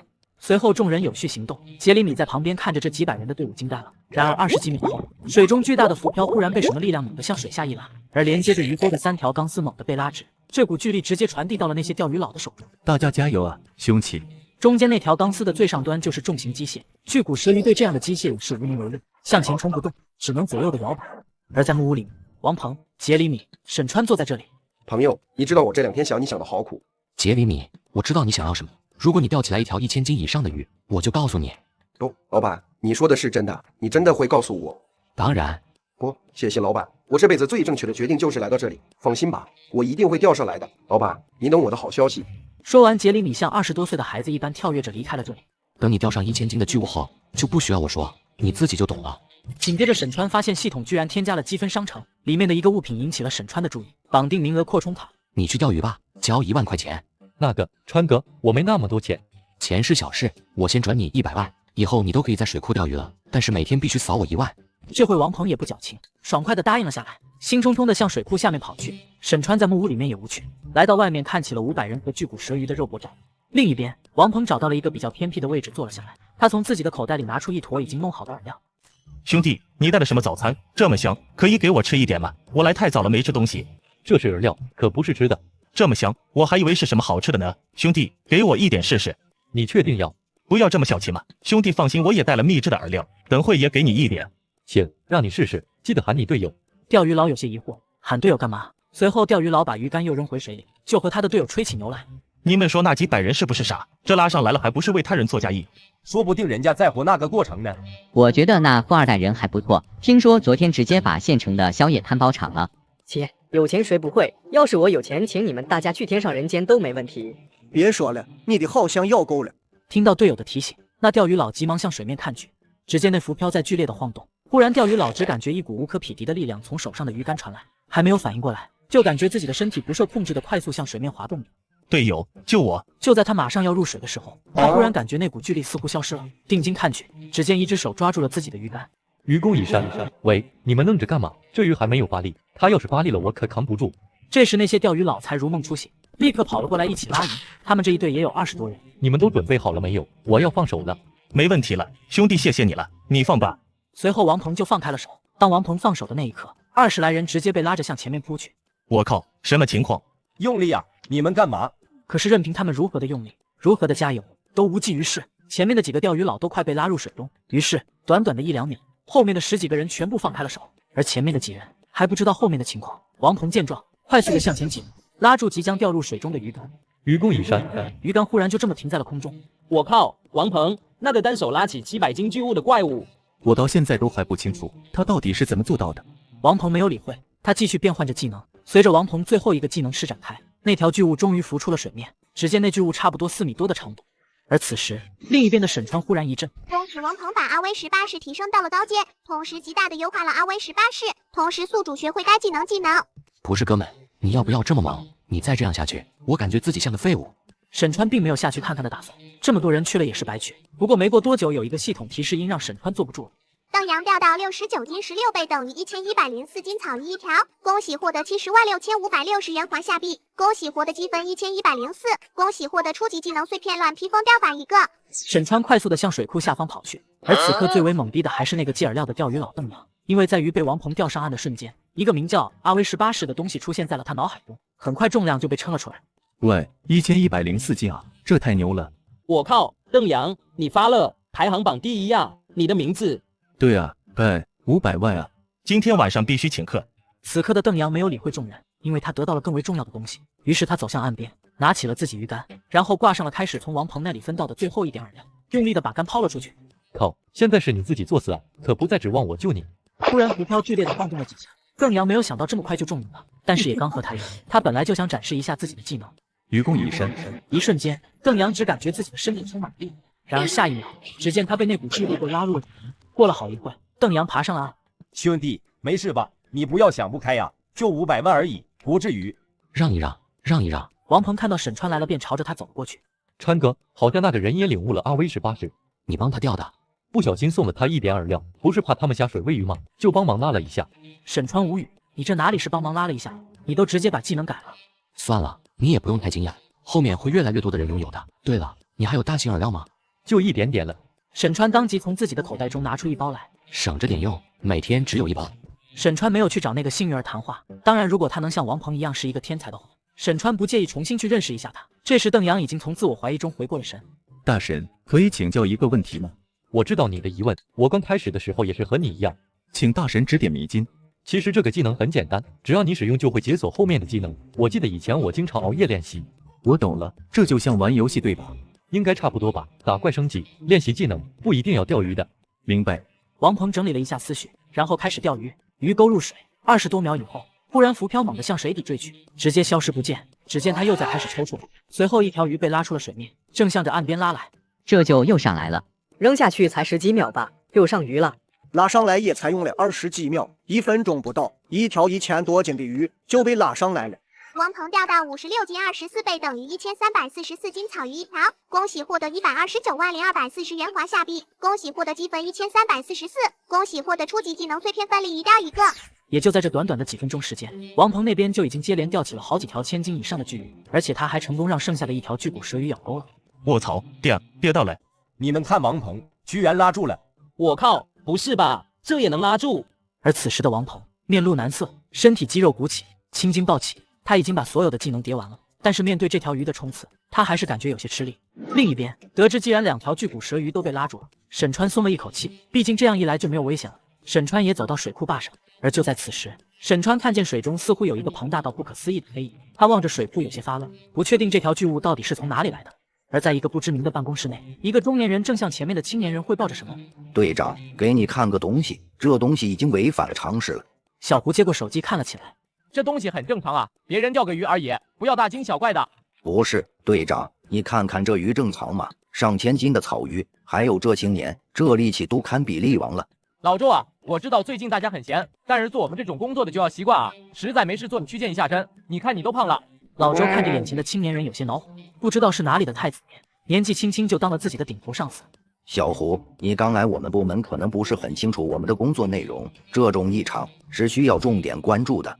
老周，如果你觉得我失职，可以直接向局长汇报。别人钓个鱼，你也能上升到安全问题，而且也就普通的草鱼，连用而已。老周也没有再说话，退出了房间。他气冲冲地向着局长的办公室而去。姚局，忙呢？姚局把头抬起来瞟了一眼老周，然后继续看自己手里。姚局，我发现在一个水库里面出现了特别不可思议的事情，您看。说着，老周把手机递了过去。这里的鱼居然会如此的大，而且还有一个小伙子可以拉起1000斤以上的鱼，这实在……还不等老周说完，姚局就打断了他。你实在闲得慌，我给你批个假，这种鸡毛蒜皮的小事也需要我们来管。姚局，可能你没有听清楚，一般的鱼最多100-200斤，这里的鱼可是上千斤，最大的一条好像都……老周，你也是老同志了，不能越级上报，不知道吗？和小胡商量好了再来，去吧。老周有些失魂落魄地走出了局长的办公室。不行，我一定要搞清楚这件事情，这其中一定有天大的秘密。就在此时，老周感觉脑袋一阵天旋地转。当他清醒了以后，感觉自己天更大。我干了什么？为了几个普通钓鱼佬，钓了几个普通的鱼，居然直接找到局长汇报，我以后还怎么混啊？恭喜王鹏钓上来6条1000斤以上的巨物，分别霸占了第1名、第2名、第3名、第5名、第6名、第7名，详情可以去看排行榜。杰里米听到这个播报，想要拉起来一条1000斤巨物的心越来越强烈。伙计们，加油啊！不能让别人看笑话了。另一边的沈川终于是把柳中华他们公司的姚工给盼来了。姚工，我可是把你等来了，快屋里坐，那里有空调，外面热。帮刘总的朋友办事，当然要效率，不过只是初稿，你先过目一下。于是后面的助理拿出图纸放到了桌子上，知道沈川看不懂，姚工便开始给他讲解，一直讲了10多分钟，终于是讲完了。老板觉得怎么样？还有哪里需要修改的地方？我们这里的路比较难走，人一多就堵车，我想在这个位置拉一条路过来，你们看怎么设计好？其他的地方沈川觉得不需要太大的改动，最多有一些小小的微调就可以了。这个好解决，接上这条环山路就行。如果老板确定了，我们就开始细化了。不知道老板是自己找施工队，还是我们负责施工？行，既然是你们设计的，那就都交给你们。而此时在王鹏的旁边，邓阳在抛了几次竿以后，终于找到了一点感觉，终于在又一次抛饵，又一次上鱼。他使用了技能的时候，脑海中出现了另一个技能招式和口号：归于杂食。多好的一个人啊，怎么就变成这个样子了呢？旁边的钓鱼佬用关爱的眼神看着邓阳，想着要不要给他联系一个医院。就在此时，只见随着邓阳的发力，一鼓作气直接拉起一条鱼到岸上。你是怎么做到的？邓哥，如果你不嫌弃，从今以后你就是我义父了。求求你告诉我，你是怎么学会的？义父，请受孩儿以拜。你们这是干什么？快点起来！义父不答应，孩儿就不起来了。你们先起来再说，大家都是兄弟，我告诉你们就是。听到这话，那20来个钓鱼佬快速的起身，直勾勾的看着邓阳。那条1000斤巨物钓上来的时候，我脑海中就出现了像王鹏以前用的那种技能。我猜测这就是关键。什么？你说只要钓起1000斤的巨物，就能像王鹏一样强大？还等什么？冲啊！兄弟们，此时不钓何时钓？而这个消息以120码的速度在水库传播着。楚维听到这个消息的时候，却显得异常冷静。果然不愧是我哥。看着已经快分崩离析的几百人大队伍，兄弟们，就算你们现在去单干也拉不上来那1000斤的巨物，帮我把这条鱼拉上来，我保证帮你们每一个人都能钓起来1000斤巨物。我有后面那台机器，这就是保障。但是许多钓鱼佬被那1000斤获得力量的诱惑冲昏了头脑。楚维看着那拉得笔直的钢丝，无奈向着坝上的机械走去。另一边杰里米那里，杰里米，告诉你一个好消息。什么好消息？你想要的获得那种力量的方法找到了。什么？你不是在开玩笑吧？埃文，我们可还没有钓上来1000斤的巨物。这个好消息就是，只要你在这个水库钓起1000斤的巨物，就能获得那种力量。此时杰里米有些无奈，虽然老板骗了他，但是好像也没有骗他。另一边木屋，川哥，我也想学钓鱼，像王鹏那种。行，问题不大，明天给我1万块钱，我帮你搞定。你工资都还没有发呢。那我先转你，明天你再给我。这还差不多。沈川看着这热闹的水库，还是有些发愁，毕竟现在水里可是有3个危机啊。天黑时，随后沈川走到水坝边，忽然沈川感觉似乎黑暗中有一张深渊巨口即将把整个水库吞噬掉。他猛地一惊，立刻来到广播室。所有人听着，所有人听着，我是这里的老板，现在立刻马上，没有钓到鱼的收起自己的鱼竿，离开岸边，各找个马，各回个家。明天早上我还是欢迎你们来钓鱼，但是如果你们不听，立刻永久拉入黑名单，你们想要的力量将离你而去。我没有和你们开玩笑。毕生哥、峰哥，所有的人拿好你们的手机，不停地拍照留名，以后这里不欢迎他们。凭什么不许我们钓鱼？我们就要钓鱼。你是老板，你了不起啊？信不信我上来砍你？大部分钓鱼佬闻言后当即立刻，可总还是有几个刺头不当一回事。沈川看见众人不当一回事，很是愤怒。就在此时，水中一条巨物喷出水面，随后碰进内域。你们确定我们这是在鱼塘，而不是在大海？我靠，这和鱼还有关系？这是鲸吧？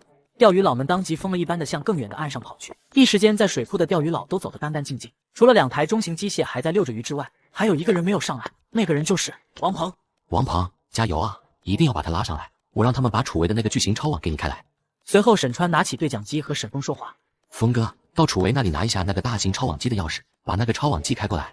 收到。不一会儿，那台超网机就开始发动起来，然后缓缓地向这边开。而此时，只见王鹏用尽力气向后面猛地跨出几步，终于巨捕蛇鱼在王鹏和超网机的合作下，象征性的挣扎了2下就不动了。随后沈峰把巨捕蛇鱼放到了岸上，而此时沈川的脑海中也传来了系统提示：王鹏钓到146斤25倍，等于3650斤巨骨蛇鱼1条，恭喜获得2737万5000元华夏币，恭喜获得积分10950，恭喜获得初级技能疯狗甩干式，恭喜获得卡片力量永久加1。而王鹏感受着自己脑海中心的技能，拿起钓竿就使用起了技能疯狗拉杆式。看来我获得的技能可以和王鹏共享。而此时所有人都围在了那条巨骨蛇鱼的旁边。这条鱼站起来比我房子都高了吧？你们说这条鱼能不能吃？这可是鹏哥的战利品，你们得问鹏哥。我也没吃过这么大的鱼，帮我加1双筷子。于是沈峰开着机器往着这条巨物向坝上驶，众人也跟着离开。最近就麻烦你帮我让他们都全部学会技能，当然按照代练费用，一个人5万，不过要包学会。川哥，你这就太见外，你的事情不就是我的事情吗？人毕竟是要吃饭的嘛，这点钱不多，就当是我对你的补偿了。说完，沈川也跟着离开了。而此刻的大坝上，杰里米决定借用一下楚维的那个超网机，不多时就能开了。当杰里米耳边响起那个梦寐以求的声音时，他打开超网机，看来我杰里米将开辟一条新的道路。第2天打开面部，一下子就看见获得的技能已经进阶了。他倒是觉得正常，毕竟他此时已经看见练习了1夜的王跑。又练1夜没睡，你这用木头甩来甩去是个什么说法？我每次钓鱼的时候都会有很大的突破，于是我在想是不是因为重量的问题，所以我用这个木头试了一下，果然是有关系的。于是我今天就把新学会的技能突破了。那你这从小练技能，不是白天不能钓鱼了？你为什么不一边钓鱼一边练技能呢？川哥，我没事的，我不困，我可以钓鱼。你是真牛。而此时排行榜的下面围满了人，你们看，这1000以上的鱼都是王鹏使用那种力量钓起来的。对，太厉害了！我们学会技能真的能变这么厉害？那还等什么？我们去交钱吧。沈川走到了木屋旁边，很多人已经在扫码领号，随后他就来到了楚维的机械旁边。还没耗尽体力呢。没想到这鱼的体力这么强，现在都还有力气。那你加油，拉上来了请你喝酒。放心吧，一定能拿下。对了，你那超网机是哪里搞来的？我想订几台。那个陆巡他家里就是搞机械的，我们叫他们的师傅定制的，就改了前面的2个传力臂。陆巡那小子呢？昨天不是在这里吗？我去找他谈谈。他去睡觉了，等他醒了我告诉他一声就行。哥，你要几台？行，那你就帮我订几台过来，越快越好。随后他告别了楚维，看到厨房那边围满了人，他走了过去，只见那条巨骨蛇鱼躺在那里。小川来了，这玩意吃不了啊，没办法打开啊。沈川走近看着这鳞片也是有些头疼。忽然，沈川想到了开始王鹏用木头练习技能的场景，于是就把王鹏叫了过来。围观的大家让一让，让一让，等下不要误伤了大家。话音落下，王鹏手握鱼竿，鱼钩则是挂在鱼鳞上，这一幕也吸引了很多钓鱼佬。我靠，这么大的鱼我只在海洋公园里面看到过。疯狗拉竿，只见王鹏忽然用力，然后鳞片轻飘飘的被拉了下来。我靠，这就是传说中的那种力量。我等不了了，我要去钓鱼了。而此时的王鹏似乎越来越熟练了起来，2-3秒就有一块鱼鳞被拉了下来。王鹏把疯狗拉竿式提升到高阶，宿主同样习得此技能。而当系统的声音提示响起，王鹏的动作忽然又快了几分。很快，这条巨骨蛇鱼处理完毕了，人群也慢慢的散去了。小庞，你等下，你若兰姐来了，你今天就帮她学会技能。没问题。此时，在缴费那里忽然出现了一阵喧哗，沈川快速的走了过去。凭什么不让我钓鱼？我又不是不交钱，这水库又不是你开的，你们老板都没有说不让，你为什么不让我钓鱼？你是不是叫刘志鹏？对啊，我叫刘志鹏，怎么了？那就没错了，我那天可是盯着你看了老半天，把你的样貌刻在我脑子里面了。你已经被拉入黑名单了，这里不欢迎你钓鱼。这时刘志鹏眼神中有些慌张，不过他还是大声的喊道：老板，我错了，让我去钓鱼吧。随后刘志鹏就被拉走，而在此时沈川却接到了一个有些意外的电话。是沈川吗？你那里到底做了什么？现在县里面已经被挤爆了。若兰姐，这是最后的饵料了，如果再学不会，只能等明天去找川哥要了。好吧，只能这样了。此时沈川也从旁边2人的对话中知道了大概的情况。靠，都拉了10几条1000斤以上的巨物了，都没有获得力量，果然这东西不是那么好获得的。这都是靠运气吧？我听说昨天王鹏把另外一个人拉了1条就学会了。怎么回事？若兰，10几条鱼都还没有学会技能吗？脚旁的那2个技能我一个都没有学会，可能我没有这个天赋吧。沈川也明白，现在一切都在摸索的阶段，这也是不可预料的。没事，明天再试试吧，实在不行以后再试，总会学会的。其实若兰姐学会了一个技能，只是施展不出来，感觉是个废技能。技能名字叫什么？叫一调开天门，名字挺好听的，就是施展不出来。王鹏并不知道杨若兰学会的技能叫什么，而现在他已经羡慕了，毕竟这个技能沈川用过。若兰姐，你怎么没说你学会的是这个技能？这技能怎么了？用都用不了。学不会就算了吧，我们去上面休息一下。小庞，你熬了一晚上了，也应该去休息了。随后沈川带着2人来到了木屋，然后关上房门。川哥，这技能难道还有什么秘密吗？你需要这么谨慎？其实技能也分等级的，分为初级、中级、高级和顶级。至于上面还有没有我就不知道了。而王鹏现在学会的都是初级的技能。什么？你说我的全部是初级的？那我学会的这个一调开天门是什么级别的？你这个技能是顶级，全名叫降雨18调，这只是其中的一调。若兰姐，以后可要照一下小弟啊。放心，放心，哈哈哈哈。不过这技能的学习门槛应该挺高的，学会了当然厉害，学不会那就没办法了。那要怎样才能学会呢？要是你有王鹏这样的天赋，我觉得几天就能学会了。随后又聊了一会，王鹏就去睡觉了，杨若兰也离开了。此时沈川想了想，找到了以前卖鱼的那个老板的电话号码，打了过去。老板，又要鱼了吗？有没有30-40斤的那种巨物？越多越好。哟，老板这东西可不多，不过我可以帮你问问，只是这么大的鱼价格可能有些贵。我还要那种市场价特别贵，越贵越好的鱼，也是越多越好。你帮我联系一下，有多少我要多少。还有其他的单价上了500以上的，有多少都给我拉多少来。放心，沈兄弟，我就算翻遍整个大陆，也要帮你找到你想要的鱼。和那个老板交流了一下其他的细节，沈川就挂断了电话。而此时，在岸边一直停靠着的超鱼机械忽然启动了起来，向着岸边驶去。岸上的机械的钢丝正慢慢的把那条巨物向岸边拉着。我靠！你们看这条鱼到底有多长？太恐怖了！这条鱼终于又被拉上来了，我们以后钓鱼就不用担惊受怕了吧？随后超网机很成功就把最后这一条巨骨蛇鱼抄到了岸上。另一边的沈川也收到了系统的提示音。处为钓到138斤42倍等于5796斤巨骨蛇鱼1条，恭喜获得43029600元华夏币，恭喜获得积分28980，恭喜获得终极技能轻松拔地式，恭喜获得卡片耐力永久加1。哥，你看我厉害不？终于钓上来了！牛批牛批，你天下第一！我以前果然没看错你。很快，一条广播就出现在水库的上空。恭喜初尾钓上来1条5796斤巨骨蛇鱼1条，万档是荣登巨物榜第1名。这就技能到手了。最新播报，刚刚钓起的5796斤的巨骨蛇鱼，它的拥有者初尾将免费提供给大家吃。很快，那条5000多斤的巨骨蛇鱼已经被拉到了水坝上面来。你不是刚学会技能吗？如果你用技能把这些鱼鳞钓下来，你的技能至少省去了1个月的苦修。你放心吧。只见楚维拿起鱼钩，卡在了巨骨蛇鱼的鳞片缝隙中，轻松拔地式。想象中的鳞片掉落的场景还是没有出现，鳞片依旧稳稳地镶嵌在巨骨蛇鱼的身体上。我以为有多厉害了，原来就这样啊！不过他这技能和王鹏的那2个好像都不一样。是新的技能又如何？感觉没有王鹏那技能一半的厉害。川哥，可不可以借一下像王鹏那种鱼竿？沈川看了看楚维的那根鱼竿，然后走到木屋里面，把自己的那根珍藏拿了出来。随后只见楚维又开始剥离巨骨蛇鱼鳞片，轻松拔地时。这一次，楚维终于如愿以偿剥离了一片鱼鳞。与此同时，沈川的脑海中也响起了系统的提示音。楚维把轻松拔地式升级到了中级，宿主同时获得该技能。这就给扒下来了。运气，肯定是运气。楚维没有搭理这些人，只是重复剥离鱼鳞。经过半个小时的折腾，楚维终于把这条巨骨蛇鱼的鳞片剥了个精光。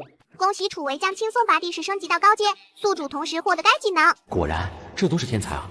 我哥实在太牛逼了，这水库居然有这种好东西，我必须死死抱紧他的大腿。紧急通知！紧急通知！暴雨即将来临，没有钓上鱼的就可以收竿了。那些已经在钓鱼的也不要慌，我会派人来帮你钓上来。听见沈川说的话，钓鱼佬们也很自觉，走的走，等的等。此时的王鹏听到这个广播，就知道自己又该开始干活。到了水库，就直接向着最近的一队钓鱼佬走去。你们放手吧，我帮你们拉上来。兄弟们，王鹏来了，让他钓吧，我们可以休息了。话音刚落，他就直接放开了手，吞口转竿式。而接下来，只见王鹏不停地在拉着鱼竿，只用了2秒，鱼就直接被拉上岸。王婶的技能就是动作有些太丑了，如果帅一点就好了。兄弟，技能强就行了，要帅有什么用？而王鹏依旧如法炮制，只用了几秒钟，又轻松拉上来了一条鱼。当王鹏把第4个钓鱼佬的鱼拉上岸的时候，那钓鱼佬忽然面露惊喜：“我学会了，我学会技能了！”哈哈哈哈！我靠，兄弟你运气太好了。就是啊，兄弟，今天来钓鱼的这么多人，好像就你一个人中奖了。对呀，兄弟，是哪一个？阿威18式还是疯狗甩杆式？当然是王鹏的成名技能阿威18式。恭喜！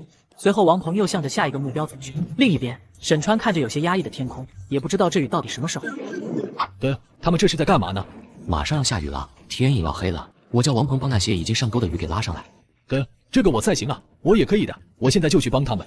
楚维说完，立刻向下面跑去。只见楚维来到那群钓鱼佬身边，这群钓鱼佬此刻还在奋力地拔着。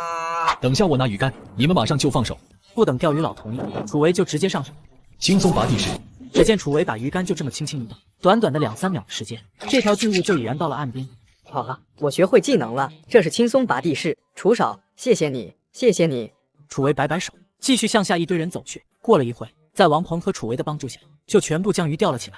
吃过晚饭，暴雨如约而至，没有什么事，沈川便回家躺着了。把水库面积升级完后，他便睡着了。过了许久，沈川醒来，面露喜色，我终于把技能领悟了。而此时也已经5点半了，雨也稍微下小了一些。沈川心痒难耐，拿上装备就出了门，来到了水库下面。他小心翼翼地把饵料挂在了鱼钩上，然后用力地向水库里面抛去。突然感觉手中的鱼竿被一股巨力向水库下面拉去，一定要拍进来。同时，只见沈川把鱼竿拉过头顶，用力地一甩，只感觉手中一轻，鱼竿居然就这样断成了2截。我靠，这什么垃圾质量！于是沈川花费了1万积分买了一杆精品螺纹钢鱼竿，又是20多秒的时间，沈川又感觉手中的鱼竿一沉，一定要拍进来。沈川轻轻地往后一拉，水里的巨物直接向空间飞了跑。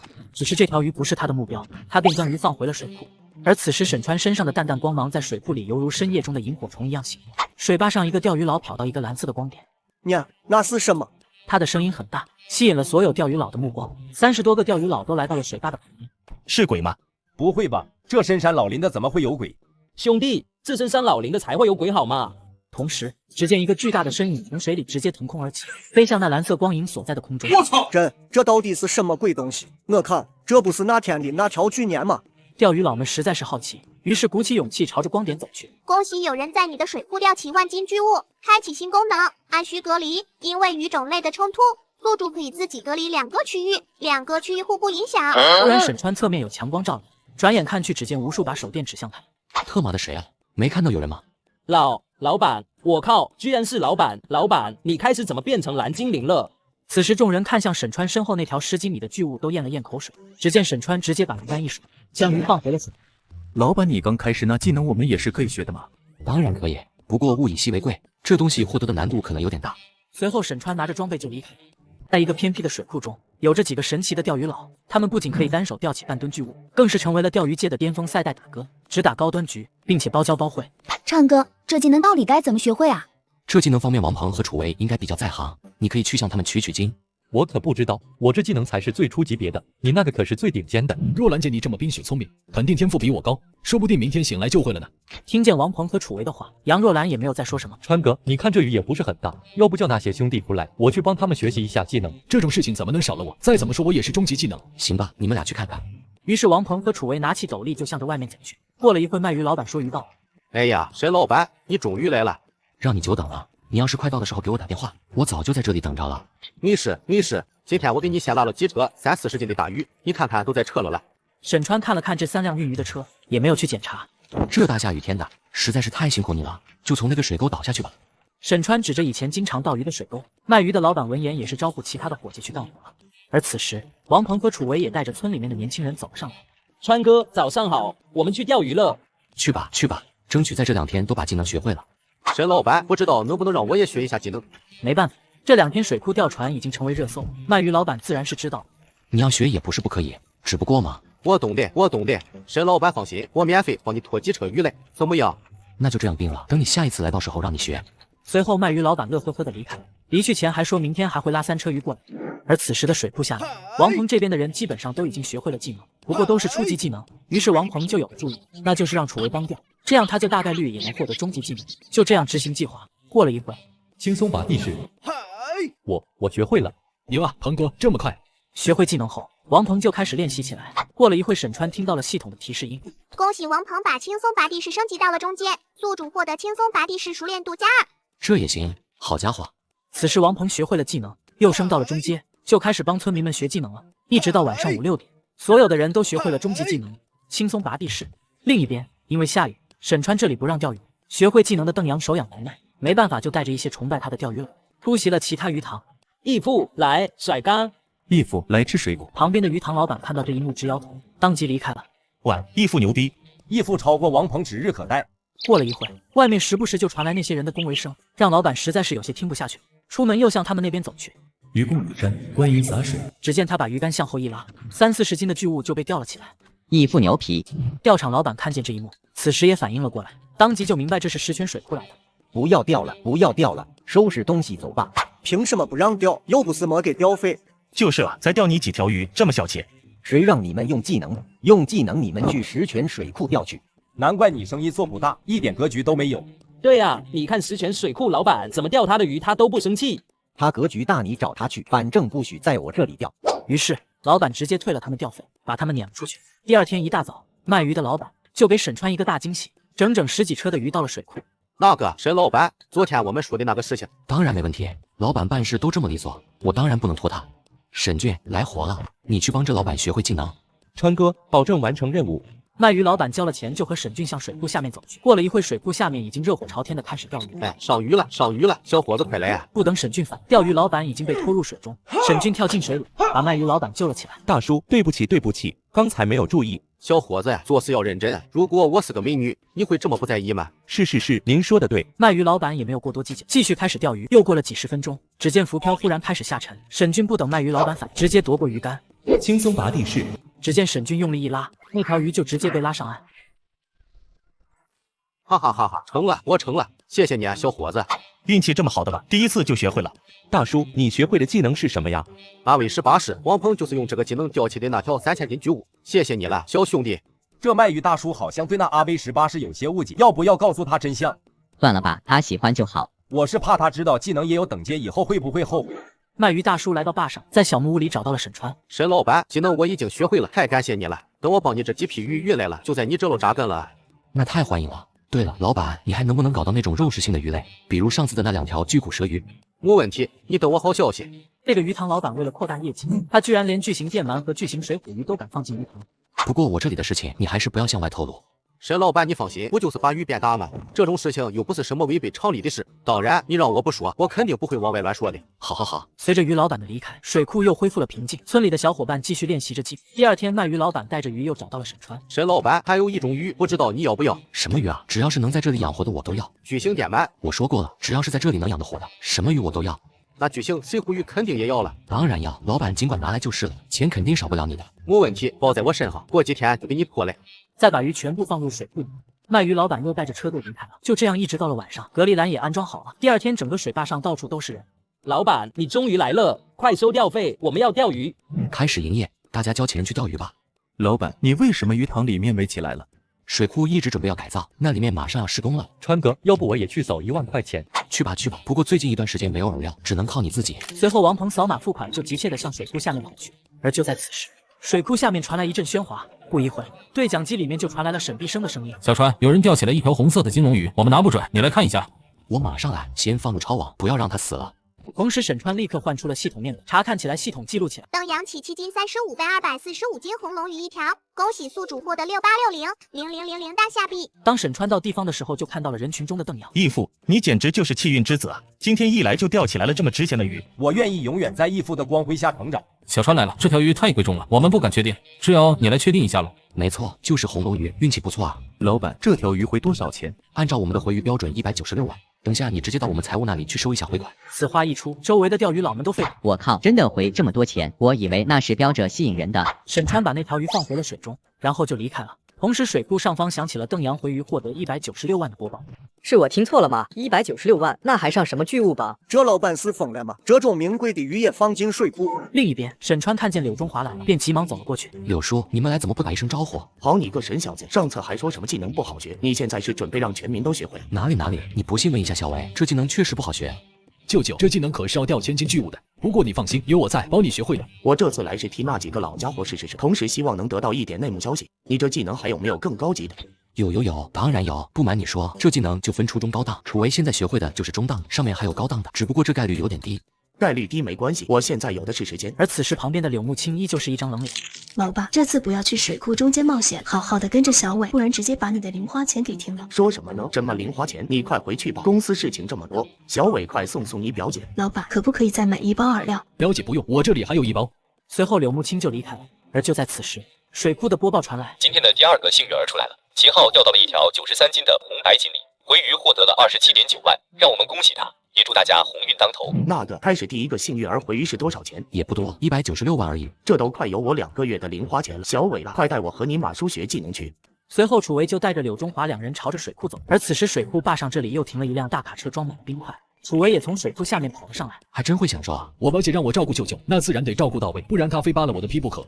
随后只见那些冰块运到了水库下面柳中华他们的钓位处，然后一块一块码成了一个 U 字形的冰屋。这尼玛又是哪个天才想出来的主意？过了一会，水库边那座搭好的冰屋内，快，终于了！轻松拔地式。楚维轻轻地把鱼竿向后一拉，鱼就被拉出了水面，摔在岸上。舅舅，有没有感觉什么特别的地方？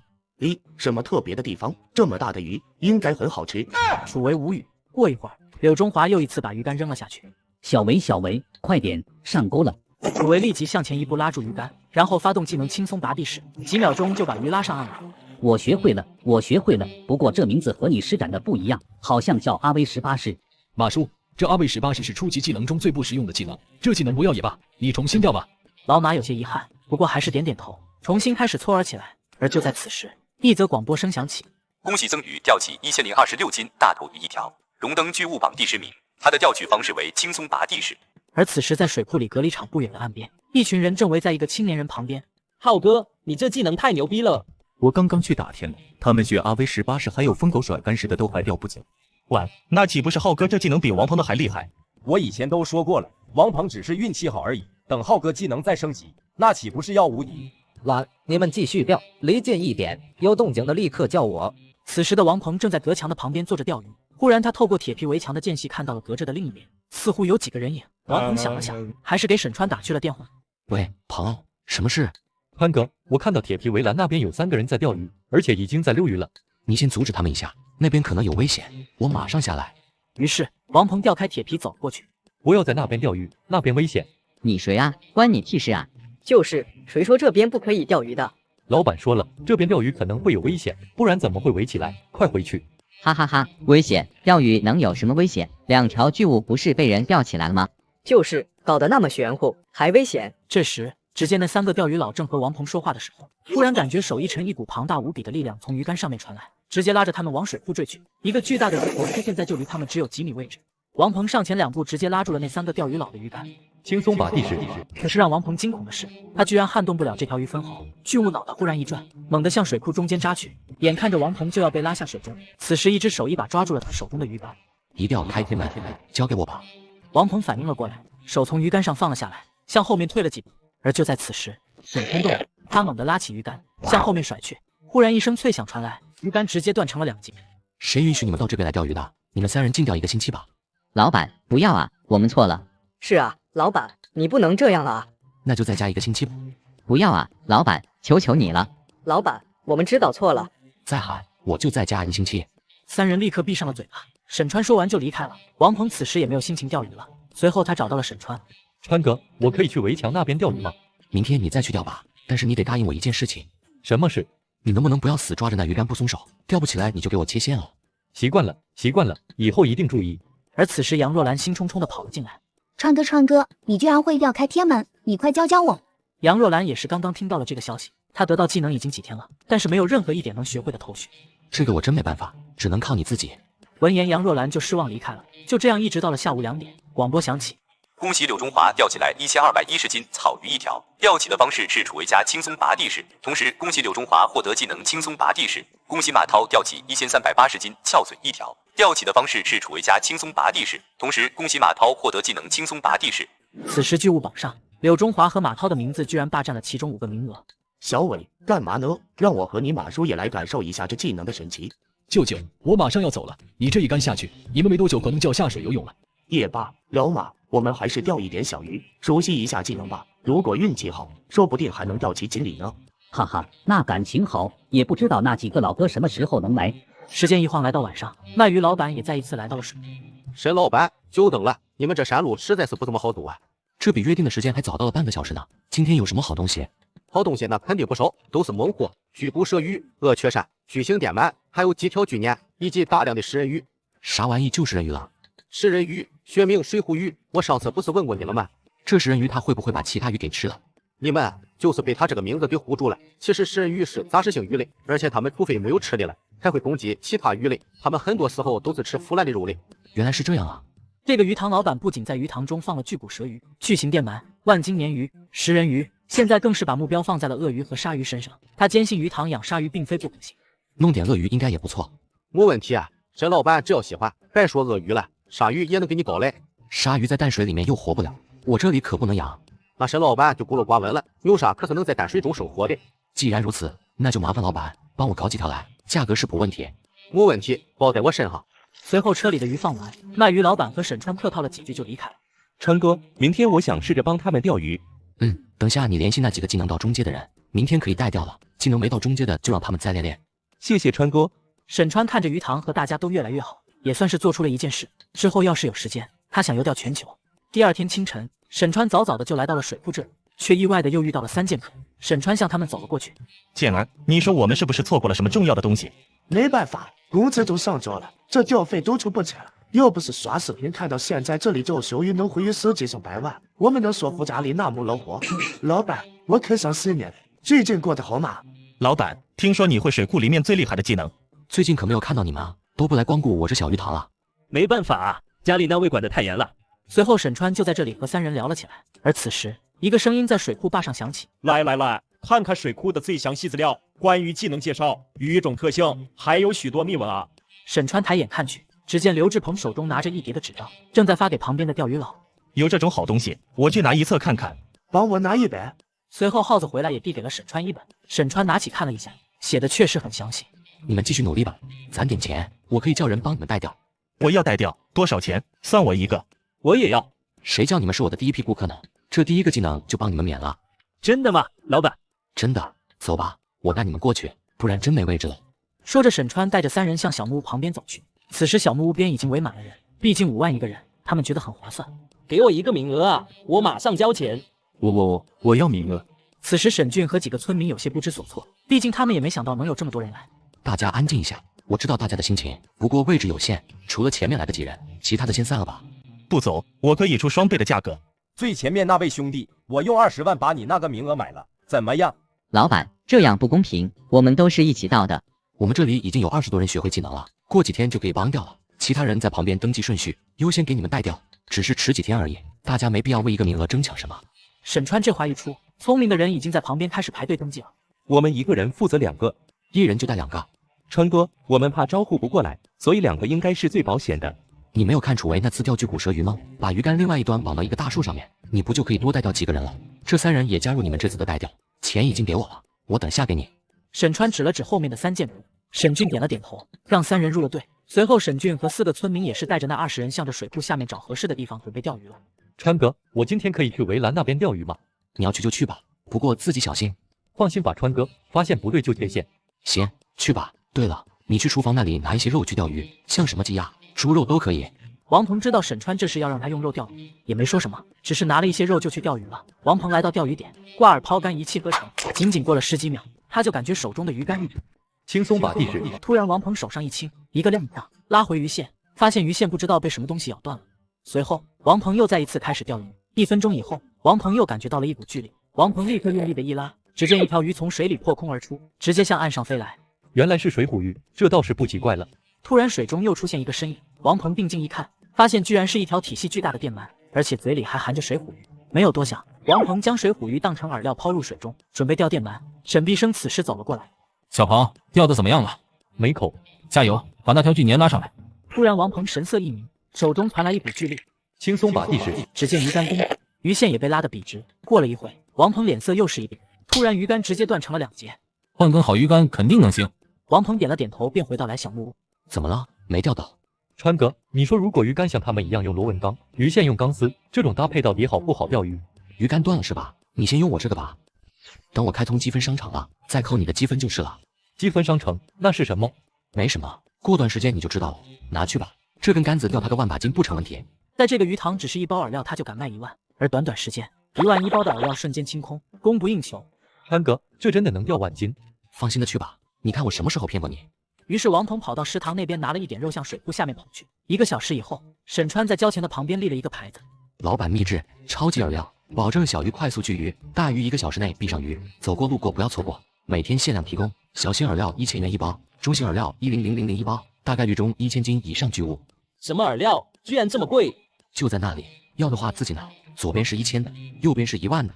钓鱼佬看了看那简陋的不算包装的包装，和那像是手捏的一坨饵料，摇摇头。我以为是金黄色的呢，原来就是普通饵料啊！这水库是不是觉得消费者是傻子啊？自愿购买。此时，3剑客急速的向水库坝上跑来。老板，买饵料。老板，还有没有？没被抢光吧？有，放心吧。而这时，沈川看到王鹏和楚维一起走了上来。维哥，鹏哥，过来一下。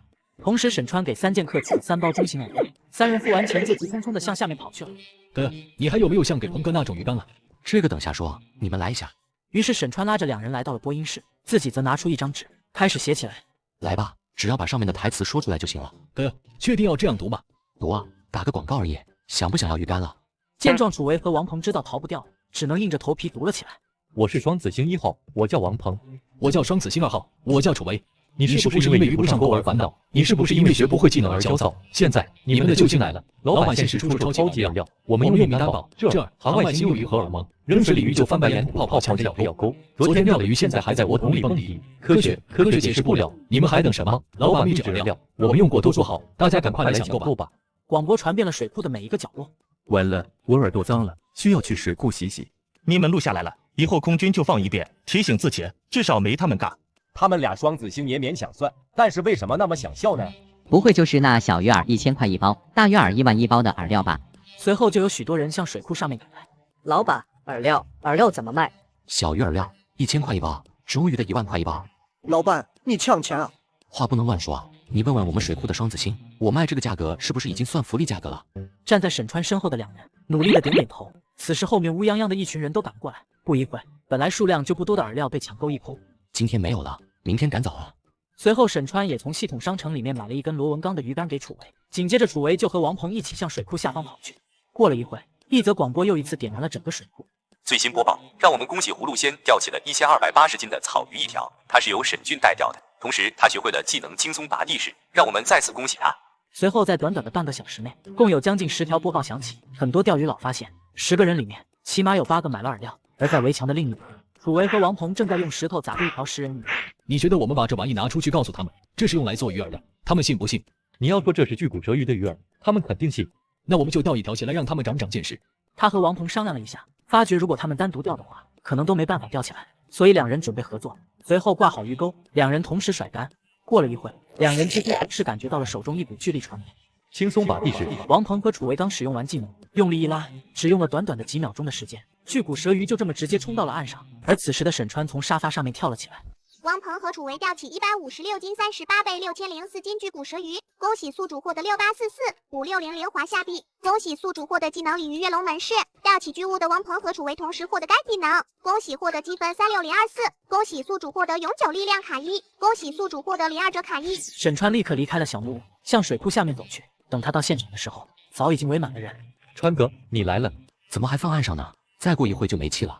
拉不动，毕竟拉上来是在岸上的，现在让他们拉下去，那不都到水里面去拉？沈川无奈摇摇头，拿过鱼竿，一定要开天门。这就是传说中的一定要开天门吗？只见此时沈川把鱼竿甩过头顶，向着水库的方向一扔，巨骨蛇鱼直接离开地面，飞入水中。我看到了什么？这太他妈玄幻了吧！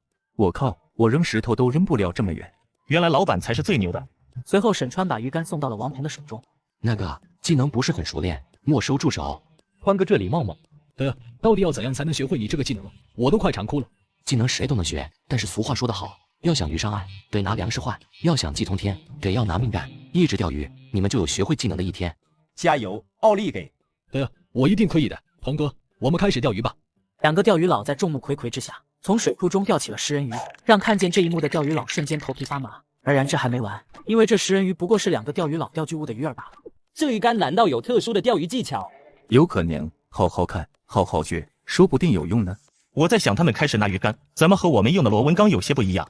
这还不简单，楚维家里面听说就是搞建筑的，找人拿的精品螺纹钢呗。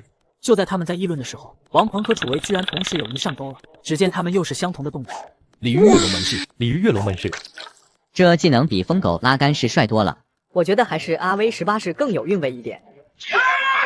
顷刻间，两条食人鱼就被钓上岸来。我看，居然是食人鱼，这要是被拉下水，那不得分分钟变成白骨。还好我没去钓鱼，这也太危险了。老板是不拿我们当人啊？他不怕水库闹出人命吗？随后，王鹏和楚维将食人鱼当鱼饵再一次抛入水库。老板，你放这种鱼类就不怕出事吗？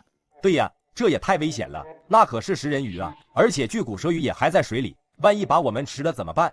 那你们以为我弄这个围墙是干嘛用的？你们以为我真的很闲啊？只要你们不要再到围墙这边来钓鱼，保你们没事。说完，沈川就离开了。此时的楚维看向王鹏，晚上一起研究一下新学的那个技能，我感觉这个技能有些不简单，初始力量似乎要高一点。你也发现了，那晚上通宵也要把技能练上去啊！正在他们聊天的时候，柳中华和老马已经到了他们身边。臭小子，这里居然还有巨骨蛇鱼，为什么不告诉我们？小维啊，这次我们要是能报仇雪恨，你记手工。放心，我一定努力帮你们钓起来。我们是要自己钓起来，这才叫报仇雪恨，你就不要凑热闹了。呀，舅舅你们认真的？当然，难道和你开玩笑啊？柳中华没有丝毫犹豫，当即挂上鱼饵抛竿入水，准备报仇雪恨。仅仅只是10几秒之后，一股巨力传来，青山拔地式。尽管柳中华反应迅速使出技能，可也只是停息了片刻，就再也控制不住，只能被巨力拖向水中。鲤鱼跃龙门式。只见楚维眼疾手快，一把抓住鱼竿，然而下一秒，一声脆响传来，鱼竿断成2截，两人一屁股摔在地上。这是什么鬼？所谓君子报仇10年不晚，我去再来。拍拍屁股站起来的刘中华，看着水面卷起的漩涡，顿时没有了刚才的心气，丢下一句话，拉着旁边的老马就溜了。你舅舅真是性情中人，曲折可控，难怪能赚那么多钱。楚维只能尴尬一笑。与此同时，离开的沈川来到了水库最高点，看着这他一手打造起来的水库，他内心五味杂陈。还真是时过境迁啊！短短时间，我也能说出那句对钱不感兴趣的话了。如今鱼塘也已经稳定了，准备去做点自己想做的了。随后，沈川找到了正在忙碌的沈天才。爸，回来这几天你感觉怎么样？那可太好了，我这老脸现在可有光了，小川有出息了。那我要是想离开水库一段时间，你会同意吗？闻言，沈天才抬起头，重新审视了一下沈川。从前我觉得安安稳稳才是真的，最近我明白了，做自己想做的同样很重要。所以我和你妈决定，趁着现在还能动，我们想去旅游一番。沈川万万没想到，自己老爹居然变化如此之快，让他一时间感到有些陌生了。没问题，钱什么的我每个月给你们打100万。说完，沈川就离开了。他去找了村里的众人，准备在自己走之前做好准备。此时的水库下方，王鹏和楚维又开始了钓鱼。鹏哥，咱要是钓到电鳗，不会被电满吧？那你可得注意了，这玩意据说可是能放几百伏的电。好像来了。只见水面露出一个形似鲶鱼的鱼类，可是身形却小了太多。楚维当即就知道他真的钓到了电鳗。青山拔地式。楚维使出技能，随后猛然用力，一个咕跟就直接把电鳗拉飞上岸。鹏哥，先别动，我们看看就行了。楚维出言提醒，王鹏也只是好奇的远远看着。过了一会，只见剧烈挣扎的电鳗全身皮肤通红。他这是咋了？自己把自己电了？应该是，我估计是没有导体吧。算了，先给他扔回去吧。随后，楚维找来绝缘手套，取下鱼钩，将电鳗抛入了水中。这边一放就来到了晚上。今天麻烦大家来，也是想要感谢父老乡亲们这么久的支持。同时，我们的水库不管是收益还是规定都逐渐稳定，所以我沈川还是那句话，只要大家齐心协力，钱只会越来越多。好，小川，我们相信你，跟着你干这么久，比我之前打螺丝好了800倍了。今天让大家来还有一件重要的事情，就是从今往后，水库将采取考核制度，同时也能晋升。具体文件我让若兰告诉你们。就这样，沈川将大概告诉众人，他这么做也很简单，就是为了良性循环，不然很多人一旦赚到钱就没有了刚开始的初心。沈川想要离开，这是必须要解决和预防的。若兰、沈俊、毕生哥，你们等一下，我有事和你们说。开完会，沈川单独叫住了他们3人，来到了自己的小木屋内。这个鱼塘老板放着全网爆火的鱼塘国，说什么自己对钱不感兴趣，非要离开水库去世界还钓，哪怕是这样离谱的举动，他身边的人都无条件支持他。小川，这么晚了，有什么事吗？对啊，川哥，你是不是有什么事瞒着我们？我就和你们直说了吧，我可能要离开水库一段时间，所以今后想让你们3人代管水库的一切事务。什么？川哥，你认真的？这水库可是你一手操办的，你真的舍得？你们想啥呢？我顶多去个1年半载，又不是不回来了，怎么你们不愿意吗？小川，你这什么话？只要你相信我，我就一定好好干。川哥，这要是没有你，我还在为了找工作发愁呢。川哥，我愿意，我这辈子目标就是成为和你一样强的钓鱼佬。听着3人的话，沈川也放心了很多，只不过光是答应远远不够了，毕竟3个人之后的合作会不会出现问题还很难说。那就行，在我离开水库之后，有什么重大的决策必须要通知我。放心吧，小川，我们只是代管而已，这水库永远是你的。川哥，那我们先去忙了。沈川点了点头，几人也就离开了。随后沈川拿起鱼竿，一个人来到了水库。刚来到水库，他就看见了一个熟悉的身影。咦，你怎么还在这里？大晚上一个人出事了咋办？川哥，你这也太突然了。放心吧，这里不只有我，楚维也在。楚维他在哪？就在那。楚维说只有漆黑才能更好锻炼技能。你来了，要不今晚咱3钓他一晚上？好啊，那我们就比赛吧，谁今晚上钓到的鱼小，谁请客1个月钓费，怎么样？此言一出，王鹏和楚维对视了一眼，觉得眼前的沈川越来越有奸商模样了。这玩意咋算沈川都立于不败之地。川哥，你这么牛，我们怎么和你比？你要差钱和我说就行，我给你想办法。哈哈，都你们的，既然你们2个都在，今天晚上我就来当一回代钓吧。能不能学会一钓开天门，就看今晚上了。此言一出，2人眸光大盛，就差给沈川跪下了。一钓开天门，对他们来说那是无上钓法。你放心，今后上刀山下火海，我眉头都不眨一下，赴汤蹈火。打住，再胡说八道，给你禁钓1个月。王鹏在一旁忍不住笑了出来。随后王鹏和楚维就开始钓鱼，而沈川就在旁边守着。好像来了。话音落下，只见沈川一步上前，抓住楚维的鱼竿，一钓开天门。沈川使出劲力，那条万斤重的鲶鱼就直接被沈川拉上岸。只有旁边的2人目瞪口呆，他们想过沈川厉害，没想到已经到了他们遥不可及的地步。怎么样，成了没？只见楚维一脸认真地看着沈川，突然对着沈川扑通一声跪倒在地。大恩不言谢，我祖为成了。赶紧滚起来！随后沈川再一次发力，就把鲶鱼放入了水库中，瞬间掀起了巨大的浪花。你这什么狗运，一次就成了，那我也行。一旁的王鹏有些羡慕了，一钓开天门，楚维居然一次就获得了，他不禁感叹是不是自己还不够努力。突然王鹏感到一股巨力再一次传来，川哥来了，一钓开天门。沈川依旧是一个技能，几秒钟就把这条巨物钓了起来，只不过3人全部都愣住了。啥玩意？他不是刚下去吗？这鲶鱼不会是喜欢上你了吧？沈川有些无语，白了2人一眼。怎么样？我毛都没有。再来。随后沈川又将万斤巨鲶放进了水，而王鹏再一次开始了钓鱼。短短1分钟，他再次感到一股巨力传来，很是熟悉。一钓开天门。哈哈哈，咋回事？这水库就剩他了，这到底咋回事？沈川看着这短时间内被自己3次钓起来的巨鲶，也不知道咋回事，没有多想，再一次将它还来。时间过去2个小时，沈川将巨鲶钓起了10多次。川哥，算了，我估计是学不会了。既然如此，今晚就先这样了。对了，楚维，你有没有什么好的救援队帮我联系一下？救援队？你要这个干嘛？水库里面的鱼对我们来说安全能保障，可对其他人就不一样了，所以救援队是很需要的。不然水库要是出现了什么事故，无疑会对水库造成巨大影响。原来是这样，还是个考虑的周到。放心吧，这件事交给我了。搞定之后，沈川就离开了，只有楚维非要帮王鹏学技能。就这样，2天过去了，王鹏依旧是没有学会。最终王鹏还是没忍住找到了沈川。川哥，我是不是天赋真的很差？差什么差？学不会正好。学不会正好。川哥，什么意思？想不想去外面看看？去海上钓鱼，去世界上最大的河流钓鱼。这肯定想。那就行，这几天我会带你去办好护照，到时候带你见见世面。王鹏一脸懵逼地看着沈川离开的背影，怀疑自己听错了。作为全网爆火的鱼塘老板，每天最烦的就是动不动就有几个小目标打到他的账户上。为了不再受到困扰，他果断离开水库，带上摄影师，开启了游钓全球的钓鱼冒险。你来了，我正要去找你呢。我给你介绍一个人，这是中南救援队的队长。听见楚维的声音，沈川看过去，正好看见一个身材魁梧的男子站在楚维身边。队长你好，我叫沈川，是这里的老板，我们屋里细说吧。打完招呼，三人便来到了小木屋内。沈老板你好，我叫王南天，不知你找我们来具体需要救援什么？我看这就是一个鱼塘，不至于需要救援吧？作为救援队队长的王南天，压根就不知道他眼前的水库就是全网爆火的十泉水库。王队长，你可知道这水库有巨骨蛇鱼、食人鱼、万金巨年？难道这是大名鼎鼎的十泉水库？王队长，这里正是十泉水库。那我明白了，确实很有必要有一支专业的救援队。知道是十泉水库，王南天瞬间就了然于胸了。毕竟这里的巨怪他是知道的。川哥，你放心，他们的专业绝对是到位的，国内数一数二的私人救援队。既然如此，不知道王队长期望薪资是多少？沈川没有墨迹，想要尽快安排妥当，因为他不可能马上就走，还需要时间来考察一下。包吃包住，工资不低于2个。没问题，但是我需要时间来考察一下。自然是可以的。合作愉快，小维，你帮我带王队长找若兰签合同去，具体事宜我都和他说过了。随后在沈川的要求下，楚维就带着王南天离开了。就这样过了一会，楚维又找到了沈川。你是不是有什么事瞒着我？我怎么感觉你这2天不对劲啊？有吗？你就告诉我吧，我保证不说的。其实也没啥，我就准备去外面看看，整天在水库钓鱼总感觉少点啥。听见沈川的话，楚维算是明白了，觉得肯定是沈川太强了，所以想去外面挑战一下。带上我呗，我也想去。你去不去找你舅舅去？你舅舅要是同意也可以。我这就去。说完，楚维一溜烟就跑不见了。很快他就来到了在水库钓鱼的柳中华身边。小维来了，来看看舅舅的钓鱼技术有没有进步。楚维，说呗，你小子又憋什么坏？我想跟着川哥去外面钓鱼，你就让我去吧，我肯定会注意安全的。什么？不行，我不放心。你妈知道吗？我妈那好说话，她肯定同意的。